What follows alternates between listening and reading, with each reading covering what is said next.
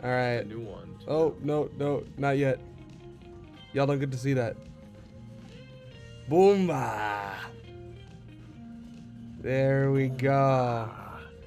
We need to get Absol in here because streaming the same day as hit streamer Gremlin. Wow. Yes.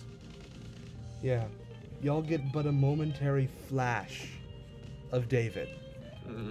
Because today I am here. Also, yes. He's pulling his David out. I'm pulling my David. I'm Daviding it. I'm Daviding it. Today, we are going to be analyzing that all you see is violence, movies and sex on TV. Yeah. Before Absol gets here, you know what? I'm actually just gonna take off the screen share. We're just gonna yap for a little bit. Because I need to wait for Yeah, Absol to get here it's, before we get into the real meat and potatoes of today's festivities. The what and potatoes? The meat and potatoes. What's taters? That's my name. What's taters? You know, potatoes, Why boil does them, it mash them, look stick them like in a stew. that? But yeah. Oh, you know what I can do? You know what I can do? I can show y'all. No, not screen capture. Ah! Hold on. My camera's all angled funkily. I am back in my humble abode up in Wisconsin. So yeah, this will be What the bum ass what? LED strips. Hey, the LED strips are fire. Don't you fucking dare. Don't you fucking dare. I've got my professional looking light and everything. We've got my gay light strips and my JoJo poster in the background, which T-Dreads has made comment on, which I'm very glad. A fellow JoJo fan, that T-Dreads. But yeah, this is the new setup. And the room that you will be seeing a bit more of, my viewing audience, in Chroma Key Theory Part 3. Because, I'm going to be doing some live action segments in that video. Totally not just to save on my editing, timeline. Totally not just cut down that bits, because making a PNG tuber do stuff is hard. You see, But what also I do is because- just don't move it at all. What? I Oh, literally well- just put my little guy in the corner, and he stays there the whole video, Well- and he doesn't move. Well, pish posh. That's what I say to that. Pish posh. No. Nobody cares if your PNG tubers moving around. Well, now I've made them move, and now I need to keep them moving. You set the precedent. I've set the standard precedent. of quality. I can only go up from there. Well, it's fine because I'm doing what Philosophy Tube does, and just having like funky, weird looking costumes and makeup and shit. So it'll be fine. It'll be fine, Chatticus Finch. Yep. Because Maury is British now. I would never be Philosophy British. Tube. No, if anything, I'm just increasing my proximity to BreadTube. You know, you start at FNAF theories, and then you eventually get to leftist political commentary. That'll be. I don't think that's something that's ever happened yet. Well, I'll be the first. just If check I back. have anything to say about it. Check back in like 2 years from now. You know, you can see it, but I can do a bunch of different freaky things. Well, did you know I'm putting out my communist reading of 5 minutes? Purple. Well, what specifically spawned this stream not being a fully, you know, Tulpa David drawing stream, and is now starting as a Frankenstein stream, is because didn't Matt Peck into politics? He did, but he's not a leftist political content. Like, he's not a leftist political YouTuber yet. He's working with Congress. And he's gotten into politics. But the only FNAF tubers that I've seen do political stuff are right-wingers. I'm gonna be doing the other stuff. The good stuff, as it were. I'm gonna be the next Lazarus. No! I would never. I'm going to be... Yeah. But specifically what spawned this was me watching a wonderful video called, it's too fast. The Sexual Politics of Frankenstein by Atun Shea Films. Hey, And that's the one that Absol sent us. the one that Absol sent us. Yeah, this is because of Absol. But it was because I'd watched did a the video. thing they were told to do. What? Well, then I also watched Gibby's 36-hour long slop of doom, and I like God. specifically for like the Frankenstein analysis, because he had a whole section that was a summary of Frankenstein, and I was disappointed. I didn't like it. I didn't like his section on Frankenstein. Frankly, Frankenstein. Gay poster. True, Minuet 97. True. Then there's a gay poster. I might as well be showing off my. Well, actually, hold on. You know what? Just like shift a little over this way so I can show my trans flag. It's right beside me while I work at all times. who's the bald man framed in the background? Oh yes. Ooh, hold on. It's weird. Everything's reversed. This man right here. Who is that actually? That is my high school theater director. And so, you know what, hold on. I'm not connected to my microphone, so I might as well just grab it and move it. Gronklenstein? Gronklenstein? Oh yeah. It's all coming together. Oh no, that's Kronk. That would be Kronklenstein. What's Gronk? My goat Gron. You don't remember? Are we talking about You know Gron? Gron. I forgot. I thought it was about Gronk, Gron. and I was like, this isn't Gron, because it's Talk about our boy Gronklenstein. Gron. Shout out Gron. I still don't know who Gron is. I feel like I was told who Gron is, and then I promptly forgot. Isn't it a Star Wars Rebels character? I think so, yeah. I know there's Gonk, the Gonk droid. There's Gron. There's Gonk. just some random guy named Gron. But yeah, In Star Wars Rebels. this man right here. She gonking out my droid. Gonking on my droid. So I was in a production of The Addams Family, my senior year of high school. And as part of that, when we were making the set, we, as a theater department, we made a bunch of like silly looking pictures to hang on the wall, to be like the Addams Family portraits. And my contribution to that, well, I had two contributions. One was Debbie Jelinski from Addams Family Values, one of the best movies ever made after Megamind. That's cinema right there. Megamind, cinema. But It's presentation. my other presentation. My other contribution was printing out a picture of my director and drawing a mustache on him. And then I put it on the wall, and it was great. And now I have the picture. I'm gonna bully Absol to get in here. Absol's getting an early dinner. Well, or be tried to get an earlier. early dinner.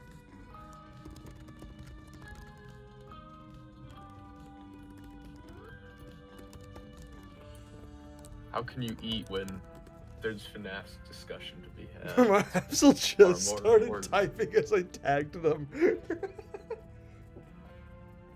Perfect. They're on their way back from the dining hall. Okay, so we only have a little bit left From the to start. dining hall? What are they in? Are they in prison? At college. Oh. Oh my god. David Dining Tennant hall. is Dave Miller. I think you might be making an inspired choice there, Mr. Loafers. Hey, I'm just getting back from the mess hall. You know, the warden's on my ass. Wooden's on my oh no, you scared him off. Bruh. Bro moment. I think they're on to me. But yeah, I'm back in my humble abode, all to myself. Got my root beer. Over. Yeah. Baby wrong. So all this time when Withered Circle's Green Afton 3 was actually talking about some fan game character called Gron. Yes, it was Gron Afton. Withered Circle just simply like misspoke for the entirety of his video. It's actually Gron Afton, not Green Afton. For the record, I don't agree with with David Tennant as Dave Miller. I just found this image on Google. I thought it was funny. It's like that image of the family from Diary of a Wimpy Kid. It's the Afton family. Have you seen that image? Probably.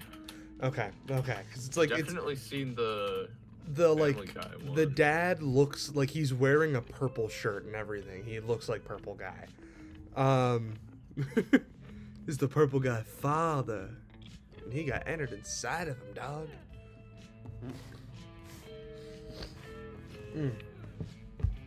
Late to the stream dinner. Exactly. If only Absol had just starved. Then they could have been on time to stream, but That's true. Afton Senior. Oh wait, Of course, there's this is true. also- Minuet. David Tennant did play the Purple Man in Jessica Jones. Also the reverse. Yeah, he did play the Purple Guy. But you know, in a very different context. You know, I don't know how big William Afton is into like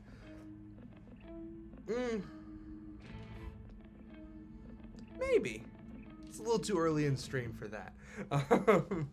That's not what we're here to talk about. He ate them. No. I actually watched that video today.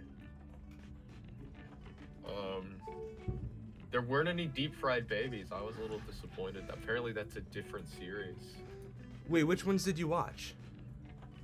I just watched He Ate Them in its sequel. He's so hungry.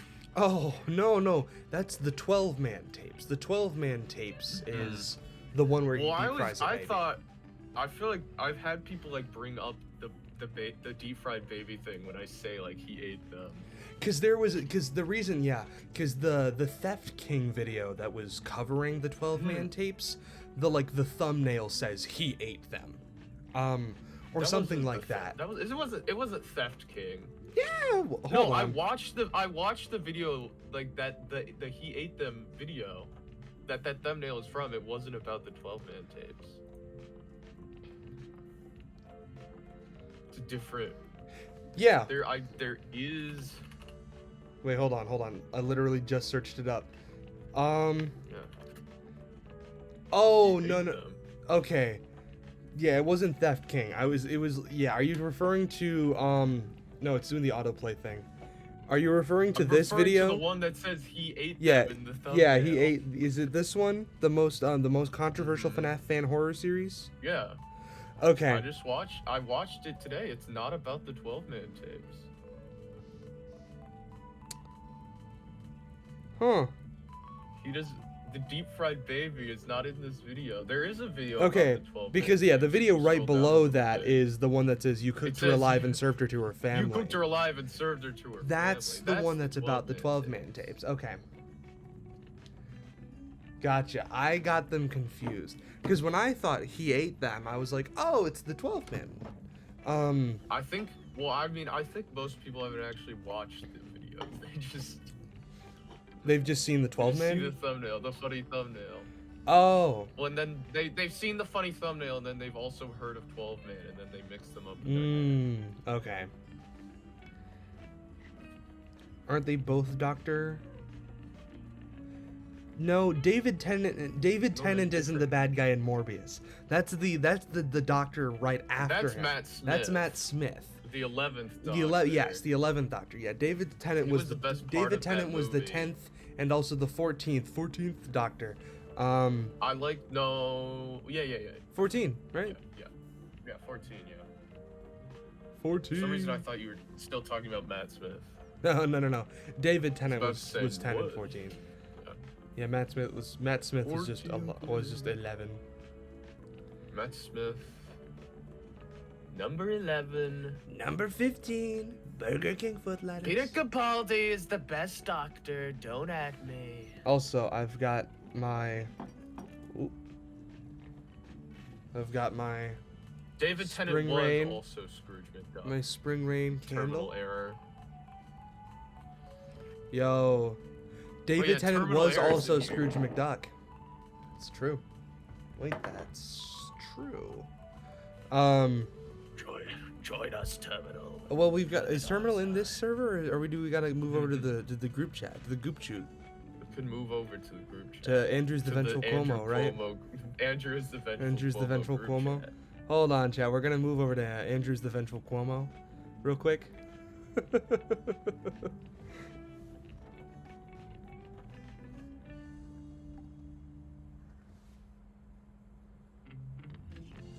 I've been summoned. Yes. Oh yeah, now it's gonna give notifications to everyone in the group chat. I mean, it's fine. It's fine. Yeah, Mrs. Drepp, you don't want to join. Damn. Denied, Mrs. Drepp. Oh. Alright. I just realized that I'm still in the Fugi Tech group avatar. I don't know how to remove myself from the Fugi Tech group thing. It's fine. My Fugi There are You don't two need- more. It's fine. People like seeing it. Yeah, people like seeing me. Hey. Yeah.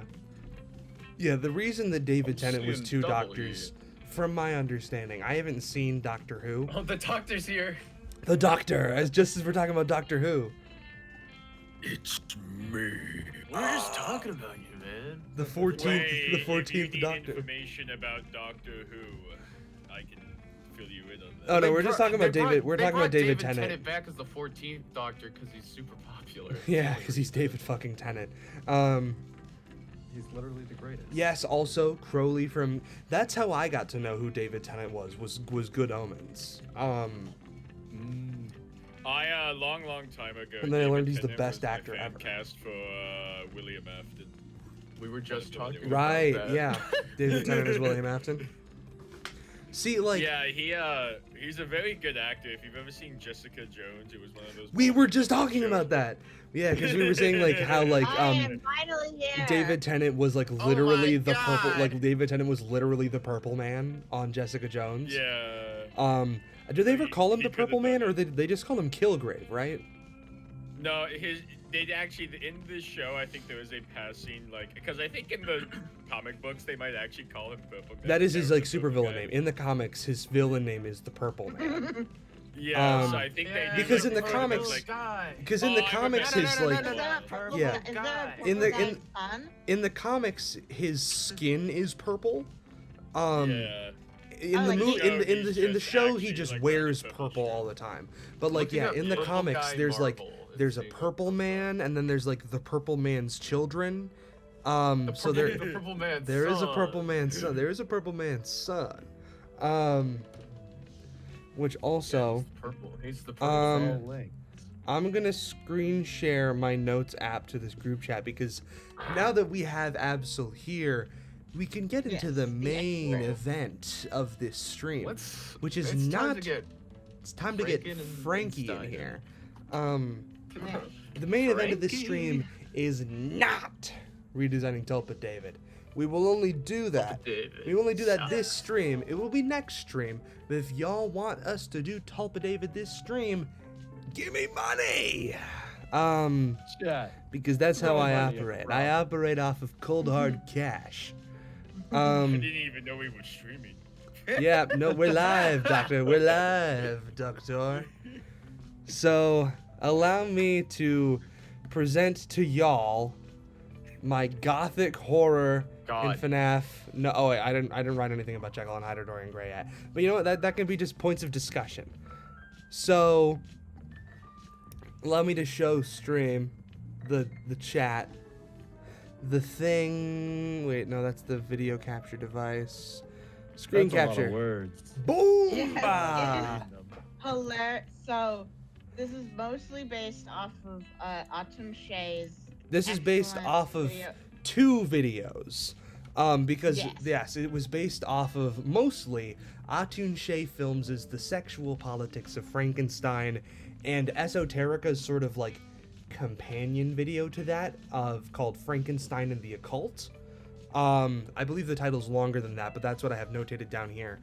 And basically, this was spawned by me, like, I think it was Absol sent Meatloafers and I this video telling Meatloafers to watch it, and then I started, like, I put it on at work, and I was like, oh my god, oh my god, oh my god. Yeah, Like- it's crazy that this like very serious video essay about literary analysis breaks down, like, oh my god, this solves FNAF. This is just like Five Nights at Freddy's. No, literally, But I it was, like, is. sitting there in my car after work, because I was just like, I have to start taking notes on this as he mentioned things, because he literally goes into one of the things that started Pregwin, which is the fact that, like, Frankenstein is both the creature's, like, father and its mother, and there's, like, weird, like, shadow self Jungian stuff in Frankenstein. That's a very popular reading of, like, the creature is Victor Frankenstein's shadow self. But you know what? I'm just gonna go through all my notes, and y'all lovely victims who I've... Shatter Self? No. Shadow Freddy? Shadow Self. I mean, there's a reason. Yes, me lovers, you found the purple children. The shadow. Yes, this is the reason why I'm calling Glitchtrap the Shadows, because I love Jungian stuff. But you know what? Yeah, I'm gonna just write all this stuff on the doc at the same time. I will listen very closely. Well, just steal all my ideas, why don't you? Because yeah, You're I'm gonna mostly be in the video. Hold on, let me pull up my chat so I can look it on my phone. Yeah, Atun Shay, Esoterica FNAF. This is the weirdest crossover. It absolutely is. And you know what the funniest thing is? There was already like a sort of like FNAF and Frankenstein video within Gibby's 36-hour video. I just don't like it. And I think Well, it's mostly based on the movie, which is dumb and stupid. Sauce, and doesn't have Pregwin in it. He couldn't sit down and read a book. He had to watch the Well, no, it was because he wanted to talk about the version that was most, like, influential to the pop culture depiction of the creature. Yes, but I'm talking about the version of the story that I think, because Scott clearly reads books. If Scott read Lynn McTaggart's The Field and the Intention Experiment, he clearly read Frankenstein. Oh, yeah, absolutely. Which, I own a copy of Frankenstein. I don't know if I have it here.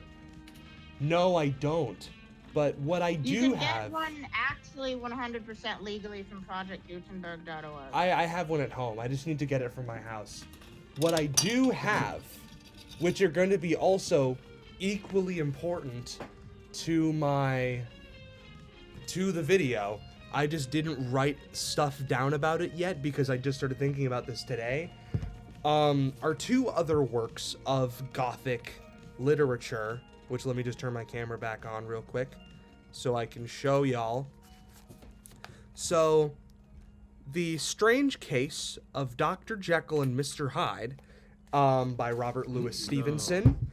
That is very, very important, especially since I think that is a very good depiction of the kind of mad scientist that I think William Afton is. Blackfoot Ferret also made a video. I don't give a fuck about Blackfoot Ferret. I don't give a fuck. The man can suck his own ferret ass. I don't care. To be clear, are you talking about like how the public views Dr. Jekyll and Mr. Hyde? No. I'm talking about, I don't care about public opinion. The public is stupid and wrong. Especially about Dr. Jekyll and Mr. Hyde. No, this isn't a split personality. This is a man who is transforming his own body to live out his own sick, twisted impulses. And also a man who is like putting on a disguise. Like putting on a disguise. Which is William literally Afton. exactly what William Afton does. It's even like sort of shown in the books that the Spring Bonnie persona is William Afton's Mr. Hyde. But also the fact that he is a mad scientist who is playing with the forces of life and death. Though, like, Dr. Jekyll is an actual doctor, which neither Victor Frankenstein nor William Afton are. But I also think that there are important parallels to Oscar Wilde's The Picture of Dorian Gray. Which is they're all gay. My personal favorite work of Gothic literature is this book right here. It's a beautiful book. It's a beautiful story. They suck each other's cocks. It's great. Jekyll, hide, Jekyll. Jekyll, hide, Jekyll, hide, Jekyll. Oh my God. Is Dorian Gray the one where he has the painting? Yes. That, like, So gets the weird? story of the Okay. picture, the picture of Dorian Gray is actually a lesser known Gothic work, mostly because it's Oscar Wilde, and most people know him for the Oscar importance Wilde. of being earnest. But Oscar Wilde was a very influential queer author, which I don't know if that's important. That's as important to Scott and FNAF of like the history of queer literature. But specifically, the picture of Dorian Gray contains a depiction of, again, disguises and the inner self within and the corruption of morality and the duality between appearance and personality. Because what the Guys, picture of Dorian which- Gray is, Which one's the evil one in Jekyll and Hyde? both. Hyde. Mr. Hyde. Oh, Well, yeah. okay, No. but which one's the Technically evil both, yeah. persona? Hyde. Mr. Hyde. Mr. Hyde is the yellow rabbit. Dr. Jekyll is William Afton. Mm-hmm. Because specifically why there is a separation between Jekyll and Hyde is because in Dr. Jekyll's Victor, you know what? Yeah, actually, you know what? Let's start with Dr. Jekyll and Mr. Hyde, because Frankenstein's got a bunch of shit in there, and I don't have anything written down for Jekyll and Hyde, mostly because that's a story that I have pretty much in my brain very, very often. So after Dracula Daily ended, a bunch of people started doing other like weekly What's or Dracula daily, Daily? like so for a year, because Dracula is like an expository text, so you get like the date for everything. Oh And so yes, you because read it's the because section it's that takes place. what's the word for a story that's made entirely out of letters? Expository. Yes. Yeah. So the thing is, over the course of a year, you read the part that takes place during the current time of year. And one year, all of Tumblr got into it, and so you'd read the section, and then you'd read like everyone's metas, and like the people who already knew the story were like being like, oh, here's what like the literary analysis of this section. So I know Okay. I And know did people do that Dracula, for, like- backwards and forwards? Did because people of do that for like and- Jekyll and Hyde and So someone Frankenstein? tried to do it, and I tried to do it, and I just, because it wasn't a Tumblr-wide event, I just couldn't keep up the momentum. I think I just need to sit down and actually read it. Oh yes, definitely read Jekyll and Hyde. That face It's when a very- I need to read. It's a very short read. It's a very short read. Reading. Like I know how much you hate reading. like both Absol. of my copies of Jekyll and Hyde are this thin. They are tiny. This is a very Yeah, and I short read story. Picture of Dorian Gray, but I think I should reread it. Yeah, Picture of Dorian Gray is a little longer. But also so And I Hyde mean, is all the, a so like, Hyde kind is of, a you were trying to, furry. like, yeah, like, True, all the great Mrs. works of Trap. Gothic horror kind of got queer elements to them. Also, Seeker of Comfiness, is the name Hyde supposed to be a pun that he's hiding his true self? Yes and no. Like, in the story, like, Dr. Jekyll did not name himself Edward Hyde because he is like, because I'm hiding these parts of myself. But there is a pun made in the story by the POV character, Mr. Utterson, who is Dr. Jekyll's lawyer and the one who handles all of his finances, which is how he Jekyll, gets. You better hide. Yeah, he gets roped into all this, and he eventually becomes like the one who's like investigating all of these like these secrets of Dr. Jekyll. Because he keeps encountering Mr. Hyde with his friend Mr. Enfield, and eventually Utterson Mr. says, Anton. if he shall be Mr. Hyde, then I shall be Mr. Seek. It's the corniest shit ever, but it's so funny. Oh, yeah. Yes, exactly, Cormano. If he be Mr. Hyde, then I'll be Mr. Seek. See, you know ball. You know ball. Hell yeah. Hyde yeah. is a projection. Hyde is. Also, if any of you guys want to read that stories, you can all get them actually legally on Gutenberg.org. Yeah, or just rent it from your local library. Because you should go to your local library because libraries are cool. You see, I would more, but you see, I can't drive. Walk. Use your legs. Yes, but you see, I don't even Yeah. know live in the if fucking this is- suburb. Local library. I Well, don't you even see, know Maury, if my I live in school the library suburbs. actually I cannot does walk like anywhere. popular book like You checkouts see, or Maury, I ate just my academic library. stuff.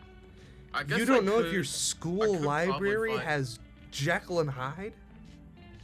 No, they That's- probably do. I don't know. I've never been there. I just It's use the website. to Jekyll look and at Hyde. academic That I is stuff. haven't been. like- I totally forgot that my college campus has a library. It is like one of the It is three very- most popular works of Gothic literature. I'm in Jekyll and Yeah, Hyde. but I wanna read Yeah, it. no, Possible like Gothic that your literature is library- basically summed up in Jekyll and Hyde, Frankenstein, and Dracula. I'm so god.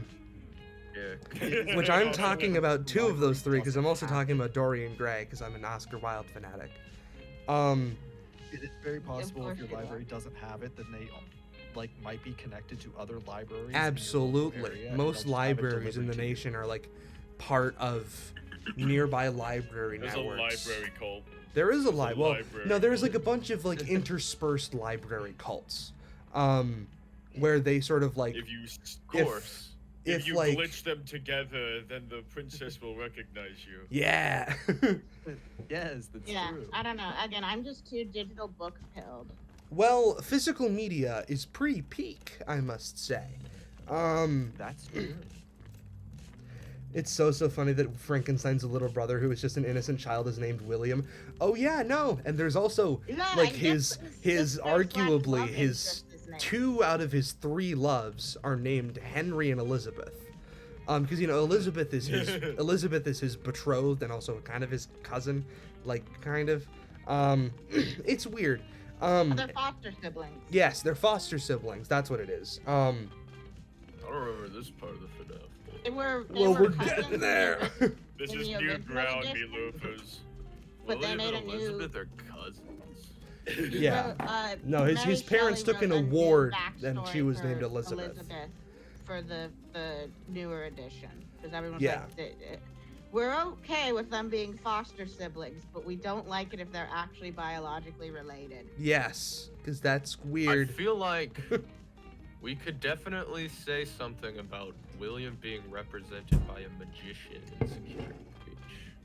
Wait, I know that guy. Wrong. Yeah. That's dude. you. Huh? No, I definitely Well, think like what? I definitely think that William being represented by a magician is very interesting. Which actually, you know what? I'm gonna just keep my face cam on and just read from my notes because that builds suspense. So, oh, you gotta go. It's nice having you here, Cormany.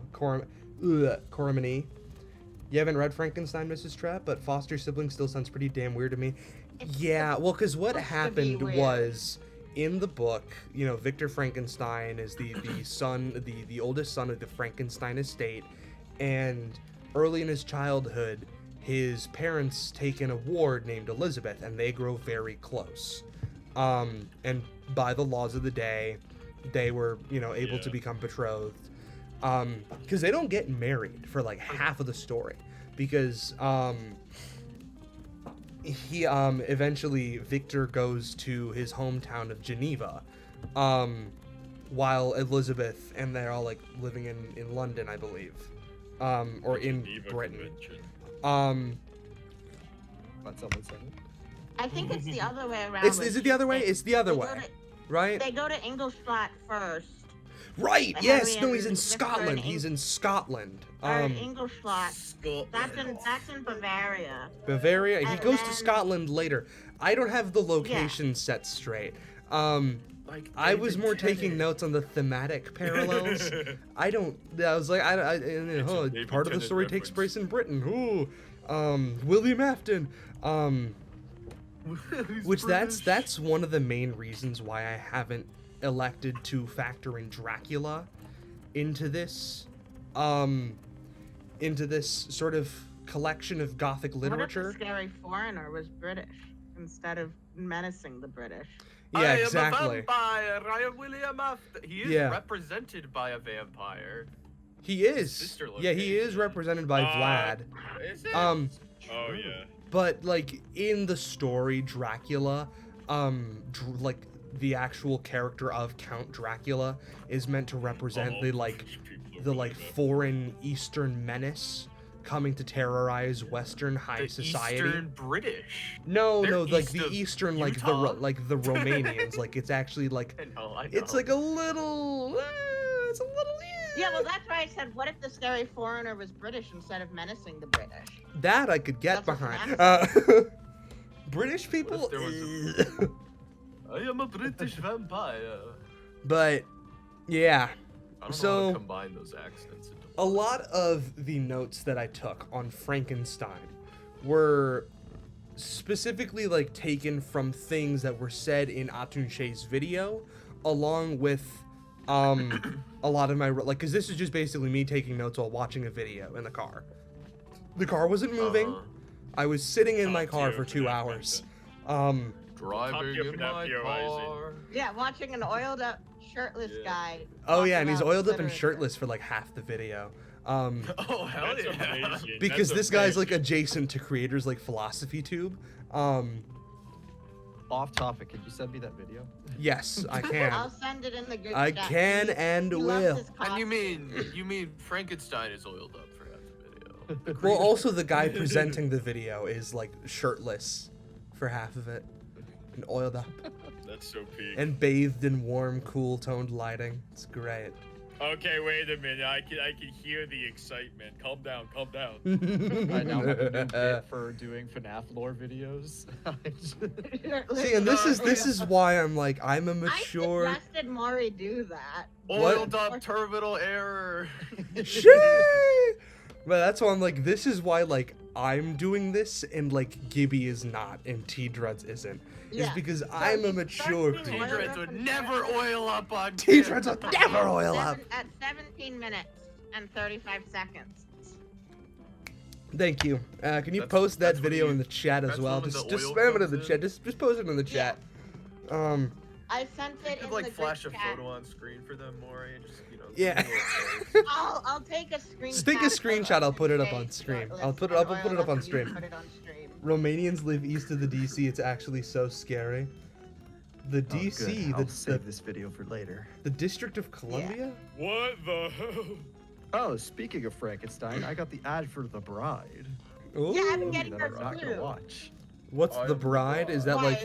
is there something to indicate that it's going to be really bad? Is it like an Bride? adaptation No, of the I Bride of just thought it was Frankenstein? Interested in it. or just a bride. Wizard, It's you're going to have to Frankenstein's leave Bride, I'm again. pretty sure. Stream doesn't have a Wizard, you're thumbnail. going to have to Suboptimal. leave again. Wait, what do you mean my Oh, stream the doesn't have a Bride thumbnail? My from- stream. Creature Commandos. Withered Circle. Yes, You want that me to Bride. talk? You want to hear me talk about the sexual politics of Frankenstein? I don't think so. That's right. Ban Withered Circle. I'm not gonna Yeah, no, ban this Withered isn't your high Circle. school English class. This is your college Yeah, this English is- class. This You're is not your in college I English haven't seen class. this.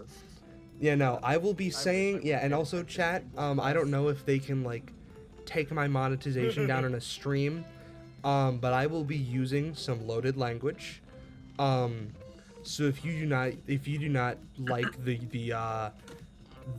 the use of words Yeah, I'm seeing surrounding some. I'm seeing Andrew in here. Pretty yeah, sure that's a no. slur. If you don't like use there's of the probably word, parallels if you somewhere don't in like here the even use more. of the Sorry, word the Not the I P word, think- please. I rape, think the talking around it isn't helping. I think you're just going to say we're going to be discussing. Okay, well, I I'm was looking at trying to more say notes. that. Yeah. I'm If seeing you do masturbation, not I'm like seeing phallus. Meat lovers, please let me say this. This is a genuine trigger warning to people in my audience who are not comfortable with topics of rape and sexual assault and sexual abuse. I will be using those words, and I plan to be using those words in my video because this is important and this is actual like literary discussion stuff. And this is also like a very prevalent thing within discussion of Frankenstein, like as a literary text, and I'm bringing that into Five Nights Freddy's now. And if you say, "Oh, why are you bringing such heavy topics into FNAF? Have you read In the Flesh? Have you read To Be Beautiful? Have you read He Told Yeah, Me honestly, Everything?"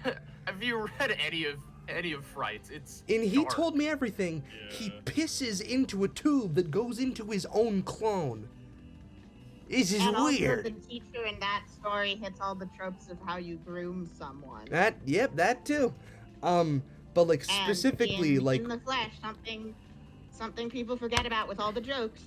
Matt did not consent to being pregnant with Springtrap's Mm-hmm. baby. There's a rape allegory, and in the flesh. As a side note, do you think it'd be a good idea to put like text on screen that says trigger warning about You know what? this stuff? Yeah, I'll do that. I'll do that. Let me put my Good point. People let me will put come my in text and- on stream. Yeah. Yeah, Eclipse redesign streams if the goal is met. Well, that might be this stream if you guys meet the goal today. If not, it'll be tomorrow. Because I love running people's pockets. That's Um, Maury Mortimer away. Seeker's saying the truth. Why are you even asking? Of course they haven't. FNAF fans don't read. dude, you're almost an adult. You're That's out. True. Also, give your stream a thumb by Chuds.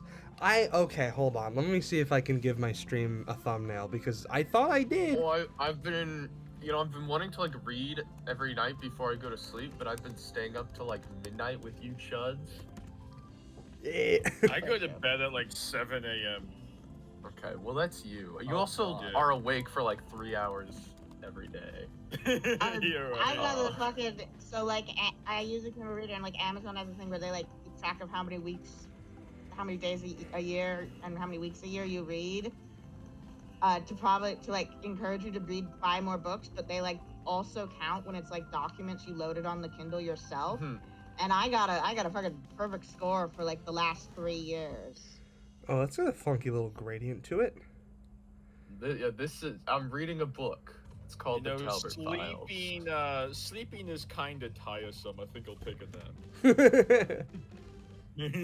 See, exactly. In the morning, I Day in the sleep. life of a FNAF streamer. In the morning, I sleep. In the afternoon, I finish what I started in the morning. I drink my G Fuel. I take a Or your gamer 8-hour subs if you nap. rye toast. No, I Mike. wake up. It then I has a drink, well, thumbnail. he drinks both G Fuel and gamer subs in one day.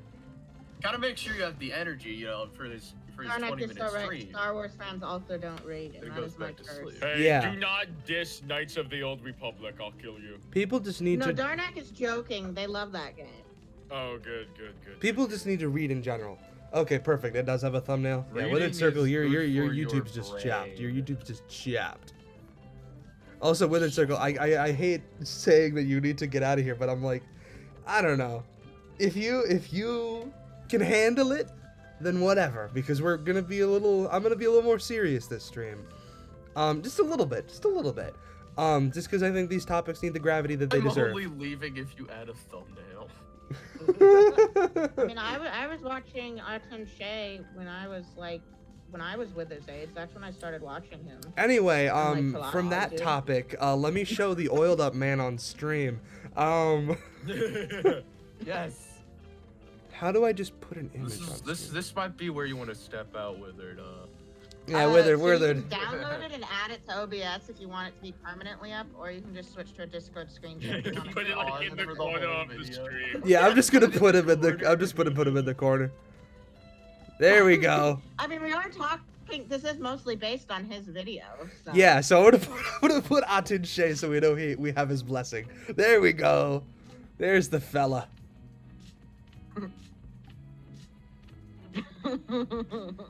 What a Oh yeah. Oh, what there a he sight. is.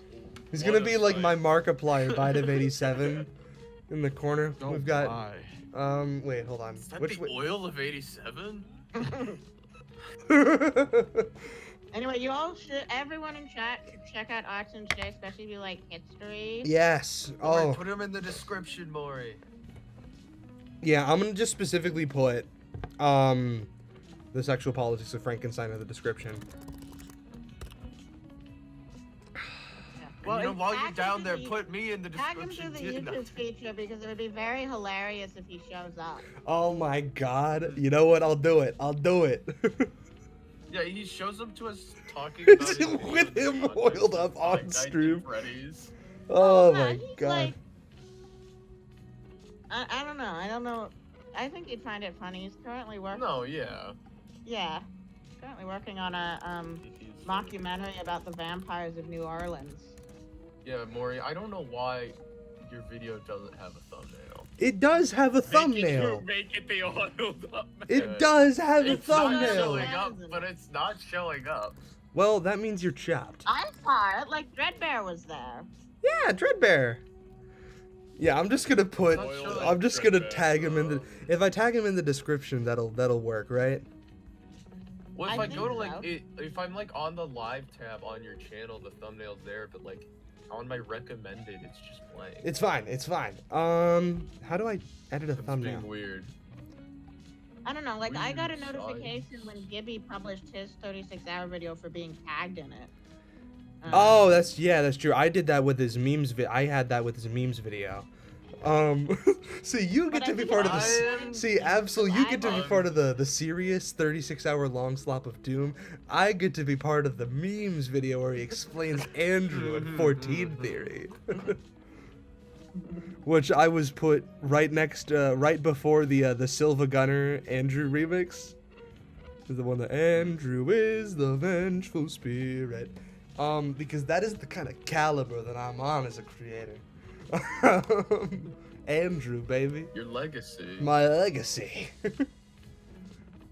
But yeah, now with Atun Shay Leg. in the video and in the description, let's get into the notes for the sexual politics of Frankenstein and Frankenstein and the occult. We're not. I thought you were gonna do Dr. Jekyll and Mr. Hyde first. Oh, right. Let's talk. Yeah, let's have a little discussion of Jekyll and Hyde. So Isn't there a guy named Henry in it? Henry, yes, Dr. Jekyll's name is Henry. His name's Henry Jekyll, and his alternate Henry persona Jekyll. is Edward Hyde. Jekyll. Edward. Which also there's a theme. Edwin. All the three of Frankenstein, Jekyll and Hyde, and Picture of Dorian Gray have a character named Henry in them. I think Henry was the Mike of the 18th century. Oh, totally, like Henry and George, all over, and James, a lot of Jameses. I'll never guess why. Atun Shay in the flesh. True. Yeah, we need to summon Atun Shay films, guys. We gotta do it. To my 20 viewers stream. That's 20 viewers. Damn, that's high for me. I get What are nothing. these guys I can- called? This is what you get when you put oiled up men on stream. Yes. Put that as like a hashtag in the description. Edward Hyde. Oil- Wait, oiled hold on. up. Darnak's cooking. Edward Hyde. Edwin Hyde. Edwin Murray. Edwin Murray. Holy. Boom! My name is Edwin. Henry Pink guy confirmed. Henry Big Guy. See, if you actually look in the video that I have on stream, Atun Shay is lit with a purple and yellow light. It's like William Afton. Oh, William Afton. There is no Henry Emily. Henry and William are the same. Atun Shay films as William Afton. But yeah, It's a Henry bot. He'd be a so pretty good William Afton, actually. who among y'all have read As long as The he Strange oiled up. Case of Dr. Jekyll and Mr. Hyde? I know the Arthur song. Okay. I watched the OSP video on it. Okay, I actually just watched that today to give myself a refresher. I feel like the musical counts. I don't think it Musical does. doesn't It's part of technically the- count as like a proper adaptation of the actual story. You The don't one count that it. David Hasselhoff sings? Yes, the one where David Hasselhoff rips his shirt off. A lot of shirtless men today. I'm adding that to the watch list too. What the what review of shirtless Atun Shay? It made me feel weird. Good. It should make you feel weird. It's a weird video. But It's yeah, getting weird. they're basically what happened with Dr. Jekyll and Mr. Hyde. Was a popular misconception of the story where Dr. Jekyll so let me give you like a rundown of what happened to Dr. Jekyll and Mr. Hyde, because the story itself is Mr. Utterson uncovering the secrets of Dr. Jekyll and Mr. Hyde. It's like he encounters Mr. Hyde, then he goes to talk to Dr. Jekyll, and he's basically finding out all of these things about Jekyll and Hyde. But where the real intrigue Would of the he story lies. Be the Henry counter. Because there's all that, like the insanity speech. Like, Right off the top He's of my head, I don't uncovering, know. uncut. He No. didn't I know would, about yeah, Willie's I would life just, full I'm side, just you gonna know? say, like, the only real analog to any Five Nights at Freddy's characters, I think, within Dr. Jekyll and Mr. Hyde, is William Afton. Because I mean, there is the character of Dr. Lanyon, who is one of Jekyll's contemporaries, who, like, quite literally dies of shock because of how horrifying Mr. Hyde is.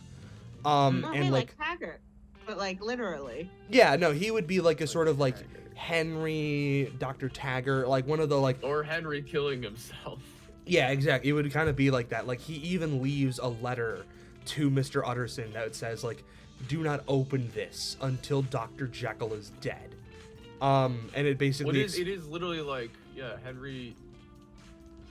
You know, he has the insanity speech where he's like, I've realized how much of a monster William actually is. Yes, exactly. But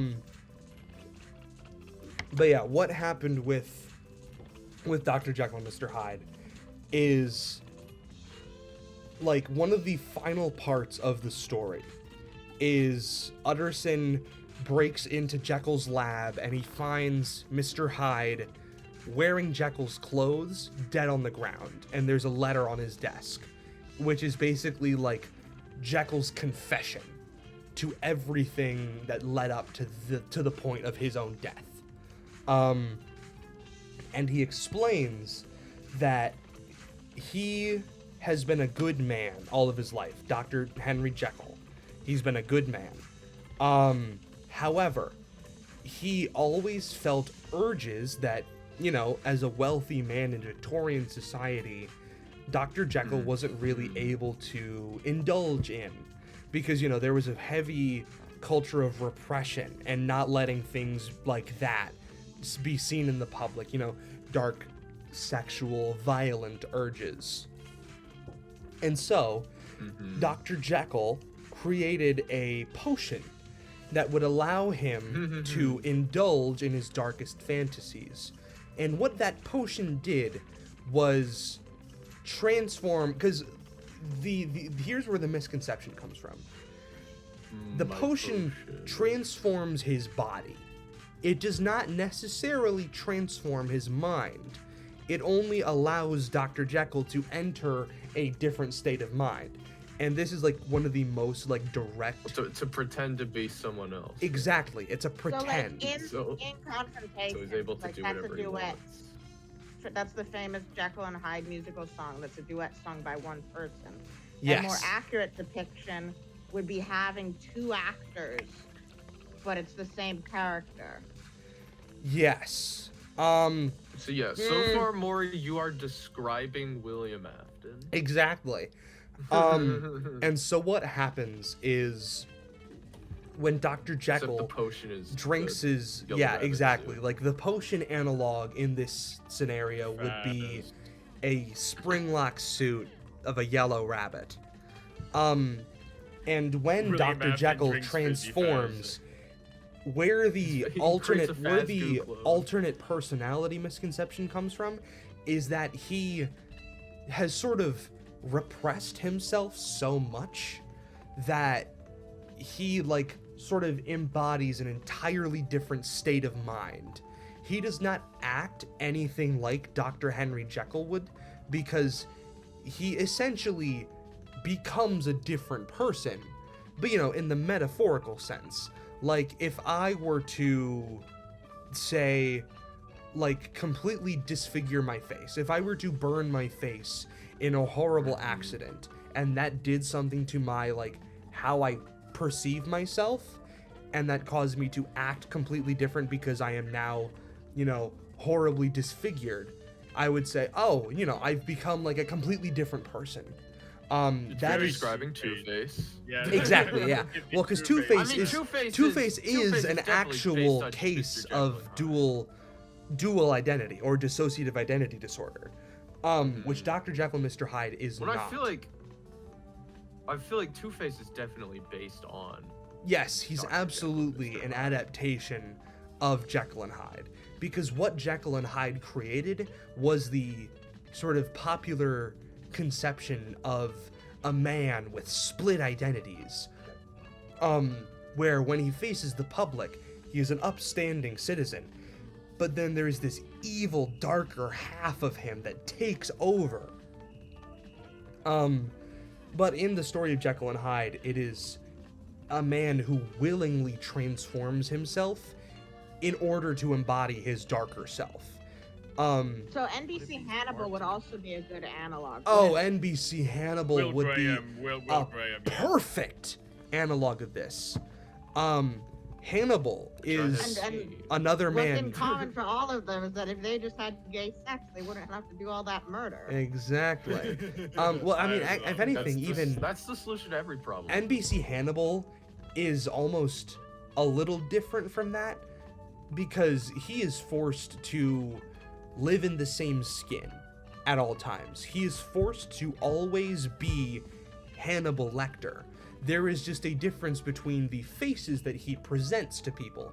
There is the Dr. Hannibal Lecter that he is while he's in the therapist office talking to his patients. There is the friend Hannibal Lecter that he is to Will Graham and Jack Lawrence when he's outside of his profession. There is the, like, I guess I would say like the forensic strategist Hannibal Lecter that he is when he's with the FBI, and then there is the murderer Hannibal Lecter, which I guess could be argued to be the true Hannibal Lecter. But that is just literally wear that guy's face that one time. That was like, that's like a different. It's also the Silence of the Lambs movie, which is like it's very very different That's from. all I know about Hannibal Lecter. Yeah, that is like that's rewatched the Sir Anthony Hopkins. I'm talking about the series Hannibal Gay with one. Mads Mikkelsen, which is my favorite version of Hannibal Lecter. It's amazing. Oh yeah. Would Another- you start to compare this to the people in The Purge, where they like put on the masks and try to, Yeah, outlive their I think we're just fantasies hitting of, the like, general killing people and idea stuff? of like give someone a mask. Wait, isn't that an Oscar Wilde quote? Give someone a mask and they'll show you. and they who will you show you their are, or is true that- self. Yes, I believe that is Yeah. Oscar Wilde. But yeah, no, The That's Oscar Purge. Wilde, Oscar man. Wilde. I is actually some hadn't Batman even villain. thought about that. The Purge is like a sort of cultural Mr. Hyde moment. Because for 24 hours a year, people in a specific area are allowed to indulge on their basest impulses. And do whatever they want. And yeah, the masks that people wear, and they put on during the Purge, that is like a perfect example of Jekyll and Hyde. Because there is a slightly more supernatural element in Dr. Jekyll and Mr. Hyde, because there is an interpretation. Transformation potion. Yeah, because Yeah. Dr. Jekyll's entire body transforms, and he, like, it's not explicitly shown, but it's almost like the idea that Edward Hyde does not have the same mental inhibition that Dr. Jekyll does. Like, he physically, like, his mind changes states, as opposed to, like, flipping to the other side. It's the same personality, but with, like, with no mental inhibitions. Like, as Dr. Jekyll, if he were to do one of the things that he does as Mr. Hyde, which is, like, when he's walking down the street one night, he encounters a little girl, and he just kicks her in the face. He just knocks her over. Like that is the first exposure that we get, like, as an audience to Mr. Hyde, is Enfield recounting him walking down the street one night. And Mr. Hyde is just walking down the street, and there's a little girl coming the other way, and he just fucking just decks her. And I mean, I like, think we kind of get that with like Springtrap's characterization in DBD and the Twisted ones, where he's just like William but completely unhinged. exactly. That is very And that's much- how that it is ties what into Springtrap FNAF. Is. It's like now he's Yeah. dead, and he's Yeah. just going all out. And another example that I love to bring up when I'm talking about Dr. Jekyll and Mr. Hyde is Batman. Because Two-Face is a great example of, like, the sort of, like, Tyler Durden version of like the Jekyll Hyde dynamic, where they are two separate identities that are forced to share one body, and therefore like I are want in to conflict point with out each other. something about Two-Face, because this is a misconception about Two-Face. In a lot of instances, it's not like it's not the scarring that there's some instances it is, but the more accurate version of Two-Face, it's not the scarring that makes his like alternate personality or whatever. There are like multiple instances where even barring that, Harvey Dent just has like issues mentally, Yes. particularly like anger issues. Well, And he I has mean, a very strong sense of justice. yes, because one of the best versions of this, and I think one of the most popular versions, is Batman the Animated Series. Hey, I just got here. What the fuck is happening? We're talking about Gothic literature, baby. And there's Talking oil about that men on Gotham stream. Literature. Gotham and Gotham. Yeah, we're actually. talking about Batman, baby. Springtrap is just William if he was a hot furry. True, Mrs. Trap. True. William Afton is Bruce Wayne, and Batman is Spring. Batman is Springtrap. But in the animated Springtrap for series, left. Harvey Dent has an alternate personality because he was very, very heavily abused as a child, and he did develop that schism in his mind that formed the personality known as Big Bad Harv. Because it's like, it's dissimilar to traditional dissociative identity disorder, because of course it is, it's fucking Batman. And this is like a very old character who they're sort of introducing this concept to, of like trying to take his mental illness seriously in the 90s, where his alternate personality is just a dark reflection of himself. And this is where like the Jungian stuff comes in, because Jekyll and Hyde, you know, Harvey Dent and Big Bad Harv, or even Bruce Wayne and Batman, are examples of Jung's concept of the persona and the shadow self. Where the persona is who you are when you are around other people. It is the super ego, if you will, to get a little Freudian as well. Because Jung and Freud, I believe Jung was a student of Freud, or vice versa.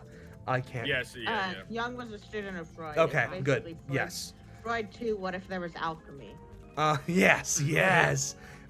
Because that's something that I'm gonna get in once I get into Frankenstein.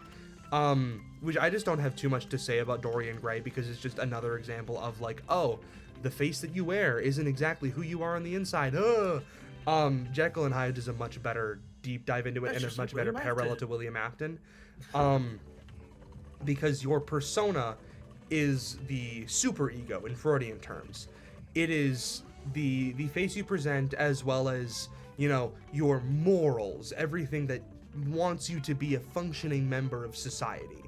And I guess you could also function the ego into there, because what the ego is in Freudian terms is the decision maker. It is what is forced to hold the desires of the superego and the equivalent to the shadow self, or the id, which is desire.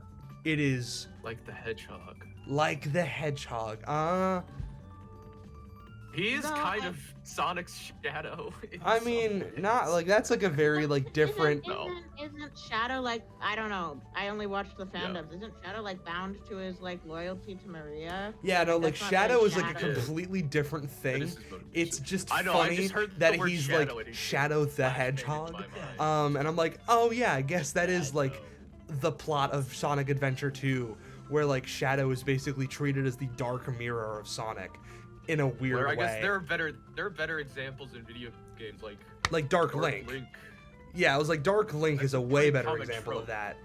Or But isn't Shadow the thing Link. Is that the Shadow is not inherently evil. It's just like what you do if you Yeah. weren't bound. by Exactly. society. Well, yeah, Yeah, like that's what it is. Batman. That's what Batman that's is what the evil. shadow self is. The shadow is, and the id is also desire, but it also has what I believe. It's either Freud or Jung. I forget, because these concepts sort of live in tandem in my head. But there is the death urge of the id and the shadow, where the desire sort of works towards its own destruction, because, you know, once you satisfy a desire, that desire technically no longer exists. So, taken to a macro scale, the shadow self has this urge for death, presumably its own, but this also can manifest and spiral out into a sort of desire for vice and to commit evil, which is manifested in Mr. Hyde, in Dr. Jekyll and Mr. Hyde, because What's like, you know that the part in like, I think it's Batman Beyond, where Bruce is like, oh well, I'm Batman in my head. yes, exactly, and that's Like what he it literally, is. I think he literally gets like the lasso of truth around him, and they ask him what his name is. And they ask him what his name, and he says, yeah, it's like, who are you? I'm Clark Kent. Who are you? I'm Batman. Or like there's like a thing, yeah, I think it's when like Terry's saying like, there's some like The line entire that Batman says where episode, like, it's, I don't someone's answer trying to the drive name, Bruce like, Wayne insane. when people call I out, haven't actually seen Batman Beyond. yeah, I've only seen Return of the Joker, but I've seen some stuff about Batman Beyond because it's very interesting, like Bruce Wayne's relationship with himself. And I've just watched a lot of videos about like the man versus the mask, because that's a completely Jungian thing. 'Cause that's cool.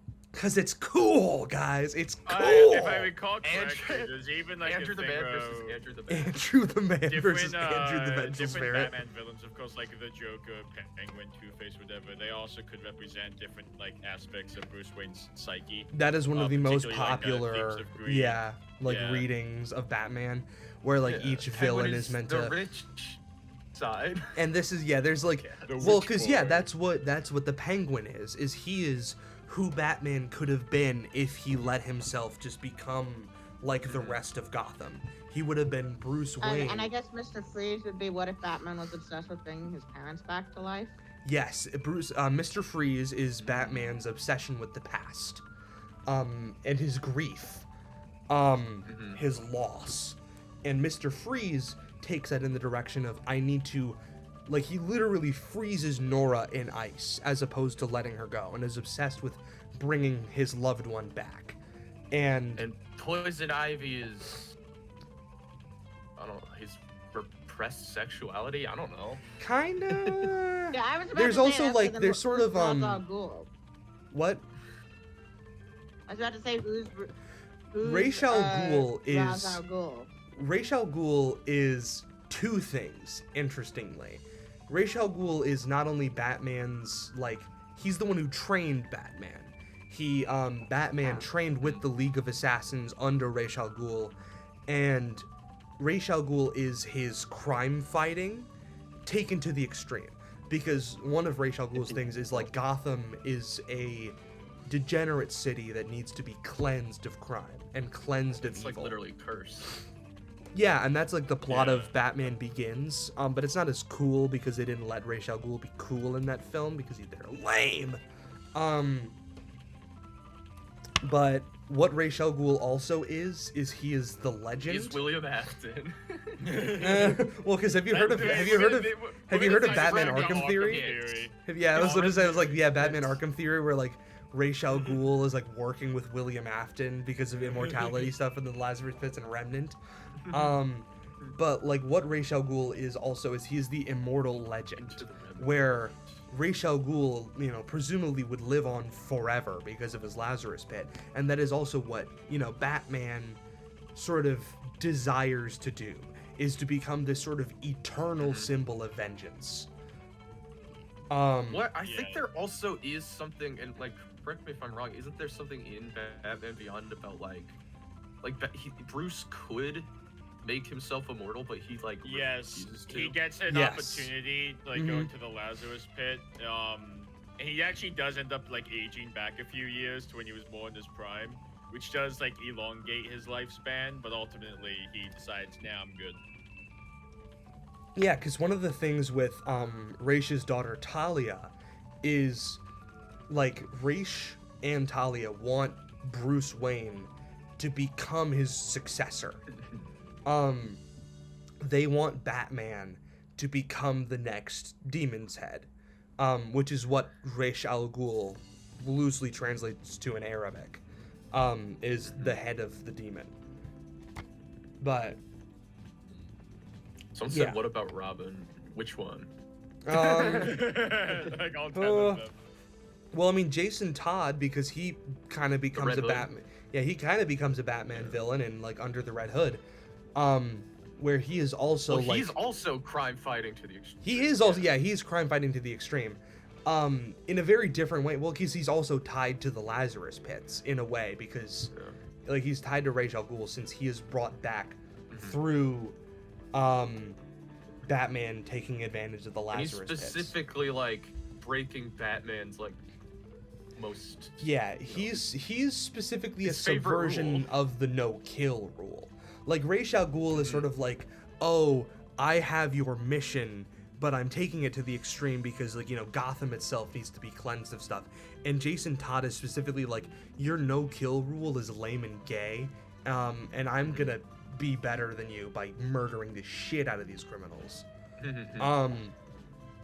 But yeah, no, like, the specific examples of how Batman's villains take his like not even like morals or values, but parts of his identity and either subvert them or like take them to extreme points.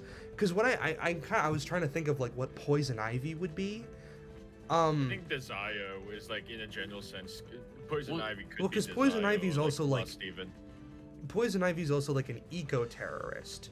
She's an advocate for plant life, and she will if I go was- to any measures to fight for those who she his- champions. It's his like he'll do whatever it takes. As Henry would say, it's his desire to protect the innocent. Just watch BTAS Demon's Quest. Poison Ivy is the puppet. Poison Ivy's the puppet. Oh, because green. I like that we so just. does Harley Quinn not count as a full-on Batman villain because she's Joker's No, sidekick? not even. Like, especially nowadays. she's No, just a yeah, villain, 'cause I more mean, of, like- an anti-hero. Yeah, no, she's kind of, yeah, because she's more a foil to Robin, if anything, like in the sense Also of being a worthy of Batman note villain. that she wasn't in a comic prior. She used to be She in. originated in the animated series. Yeah. What Yeah, about Catwoman? before we Catwoman finish up with is- Frankenstein? yeah, Catwoman is bae. Catwoman is bae. I mean, That Catwoman is might the just be lust of the desire. That could be like the temptation. I feel like Yeah. I feel like Catwoman is just It's lust. Batman's temptation repressed away from the transgenderism. mission Yeah, per se. the desire for like selfishness. Okay. Because Batman could absolutely just steal shit and be Well, and also, Batman yeah, for like, his own Batman personal is gain technically breaking the law, right? all the time.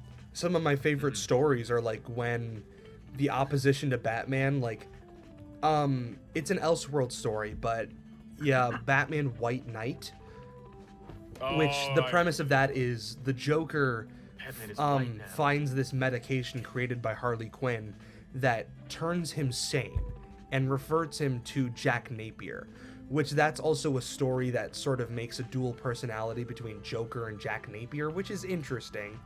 Well, yeah. Otherwise, the pills that make you normal, like, what is it? How could you do that if Like there wasn't a dual Dream. personality? That's a very interesting story, but it kind of goes like- off the rails. It does. He becomes like the mayor. Normal pills. Well, he doesn't become a mayor; he becomes a councilman. He's on city Oh, council. yeah. Oh wait, Ah, isn't, yes. this, isn't this in Harley Quinn? No, well, No, he does become mayor in Harley. yeah, Harley Quinn. Joker yeah, takes Joker. his normal pills that becomes the mayor.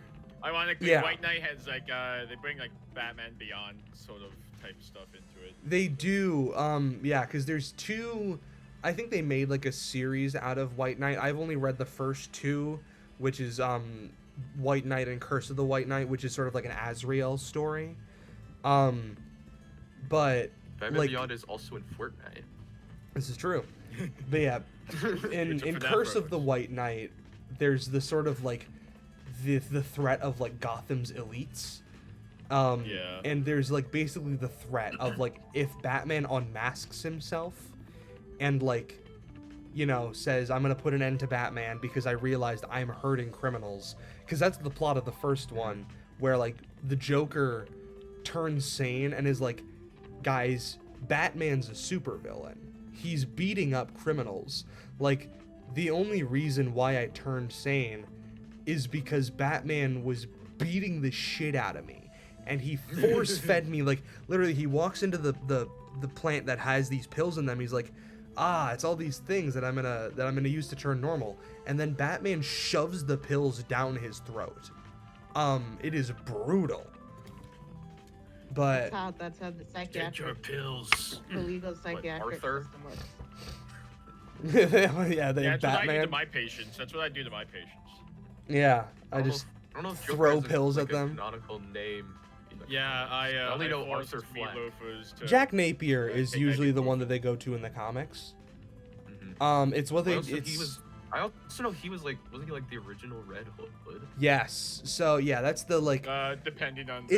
It's Yeah, basically it all treated depends. as the canon DC has a Joker lot of origin different story. It's like the stories. matter of like who was Jack Napier, because in the animated series, Jack Napier was a mob enforcer for the Valestras, and that's also very similar also in the derived from like the original the Michael Tim Keaton Burton That's movie. where that came from.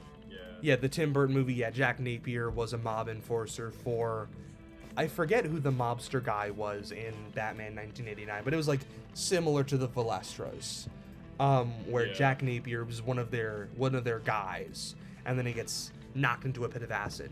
But one of the more common uses is the character of the Red Hood, which is what you get in the 50s, where like they were like, oh, who was this Joker guy beforehand? And they made up this character of the Red Hood. Whoa, Gremlin with the $2. He was a different supervillain. In the animated series, his name isn't Jack Napier. That's what they did in Mask of the Phantasm. I thought they No, did that it in is. Mask No, of the it is. It is. Phantasm. Can we They- pick they- a Oh, name man, I for this just got guy? wrong. Mask of the Phantasm, he was at least the mob enforcer guy for the Valestras. My name is Joker. Was it I New think Adventures nowadays, of Was it New there's, Adventures like, of 3 Batman? different Jokers. Yeah, his name was Joker. No.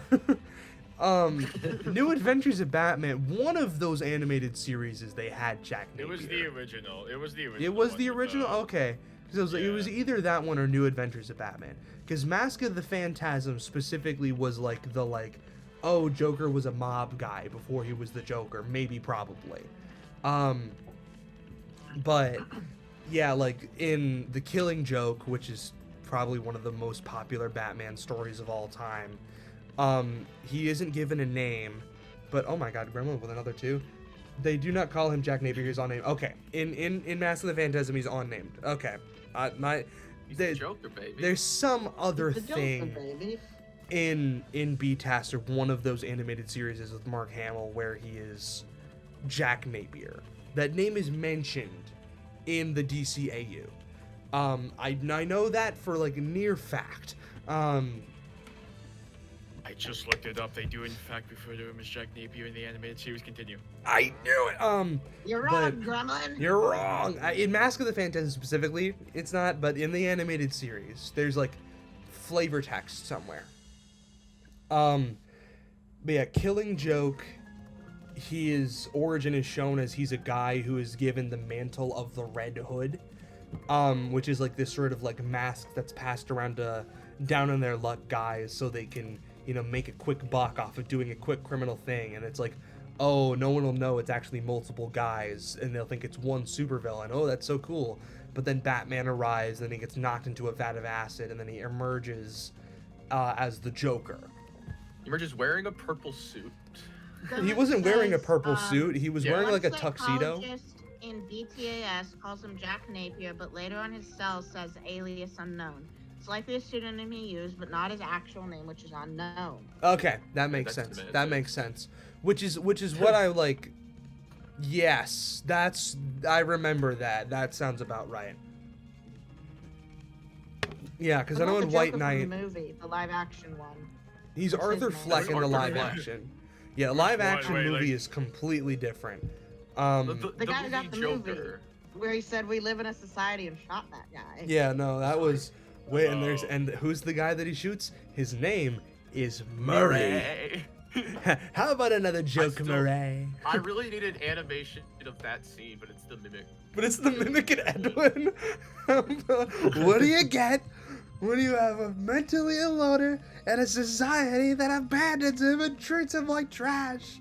You get what you fucking deserve! And he put bombs in his belongings. And then Edwin explodes. You don't play about the DCAU, dude? Okay, Gremlin, I'm respecting you I here. don't play about the I'm respecting you here, I Gremlin. think Gremlin's gonna kill us now. Like they sound angry. Gremlin, get Gremlin in the call. So how does the Condiment King play into all of this? See, the Condiment King. The Condiment King is Batman's desire to have bland hot dogs. I think you said everything except for like Hot the dogs. Dorian Gray painting makes you immortal, doesn't it? No, it doesn't make him immortal. It gives him eternal. It gives him youth. Oh. Because So when It the makes it so picture- that makes it so that any bad thing that he does in his life, it doesn't affect his body. It affects the painting. Until Exactly. the painting is actually damaged, Um, and then it all mhm. hits him at once. yes, because once eventually because the three main characters of Dorian Gray are the titular Dorian Gray, who is this beautiful young man who like is basically like he has this aura of charisma about him the entire story. Yeah, the That world's most basically- valuable Got rid of twin. it. He has got supernatural Just like gifts. William Afton. His friend Lord Henry Wotton, which Lord Wotton. Henry, which that was also one of my Henry things where I was like, Walton? no, Wotton. It rhymed. Oh, I It's know. spelled like cotton but with a W, which is also how I learned that people named Henry were called Harry sometimes, because throughout the story, Dorian and Basil, who Basil is the painter who makes the picture, which he and Dorian Gray have a very, very homoerotic relationship. In the original edition of the book, Dorian is, I think it's Basil, who performs fellatio on Dorian Gray. Oh, I didn't read that version. Yes, the I didn't original notice version, that. because if you read it in high school, they give you the censored version. I don't think my high school gave me the censored version. Now that you say that, I very, very vividly remember being told Okay. that. Well, because So yeah, this- no, so this- when I was given it in high school, my copy of it, because I have 2 copies of it, because I got a copy of the original uncensored version right here, I feel like you could. but I was also given a copy of a collection of a few of Oscar Wilde's works, which is how we read Dorian Gray. It also has like I importance think of being that earnest. was the copy I read. Mine was in a collection with some of his like. I think I read that exact book. Yeah, did you read this one? That with like the fairy tales as well. Well, it is. I think it's. Yeah, cause. Oh yeah, I got my annotations Oscar in here. Wilde, man. Yeah, like I think it was that color and. Yeah, it's got. like, Yeah, fairy it tales. starts with Dorian Gray. It's got I Lady always get Windermere's G. fan. Wilder and Oscar Wilde confused for some reason. the guy from Get, the guy Oscar from Wilde Willy and Wonka call it and Young that. Frankenstein. Yeah. And the original producers. Oh, the original And I producers thought movie of was so Oscar good. Wilde either. But yeah, Basil is basically like the angel on Dorian's shoulder, because Henry in Dorian Gray is like the theme of Dorian Gray is hedonism.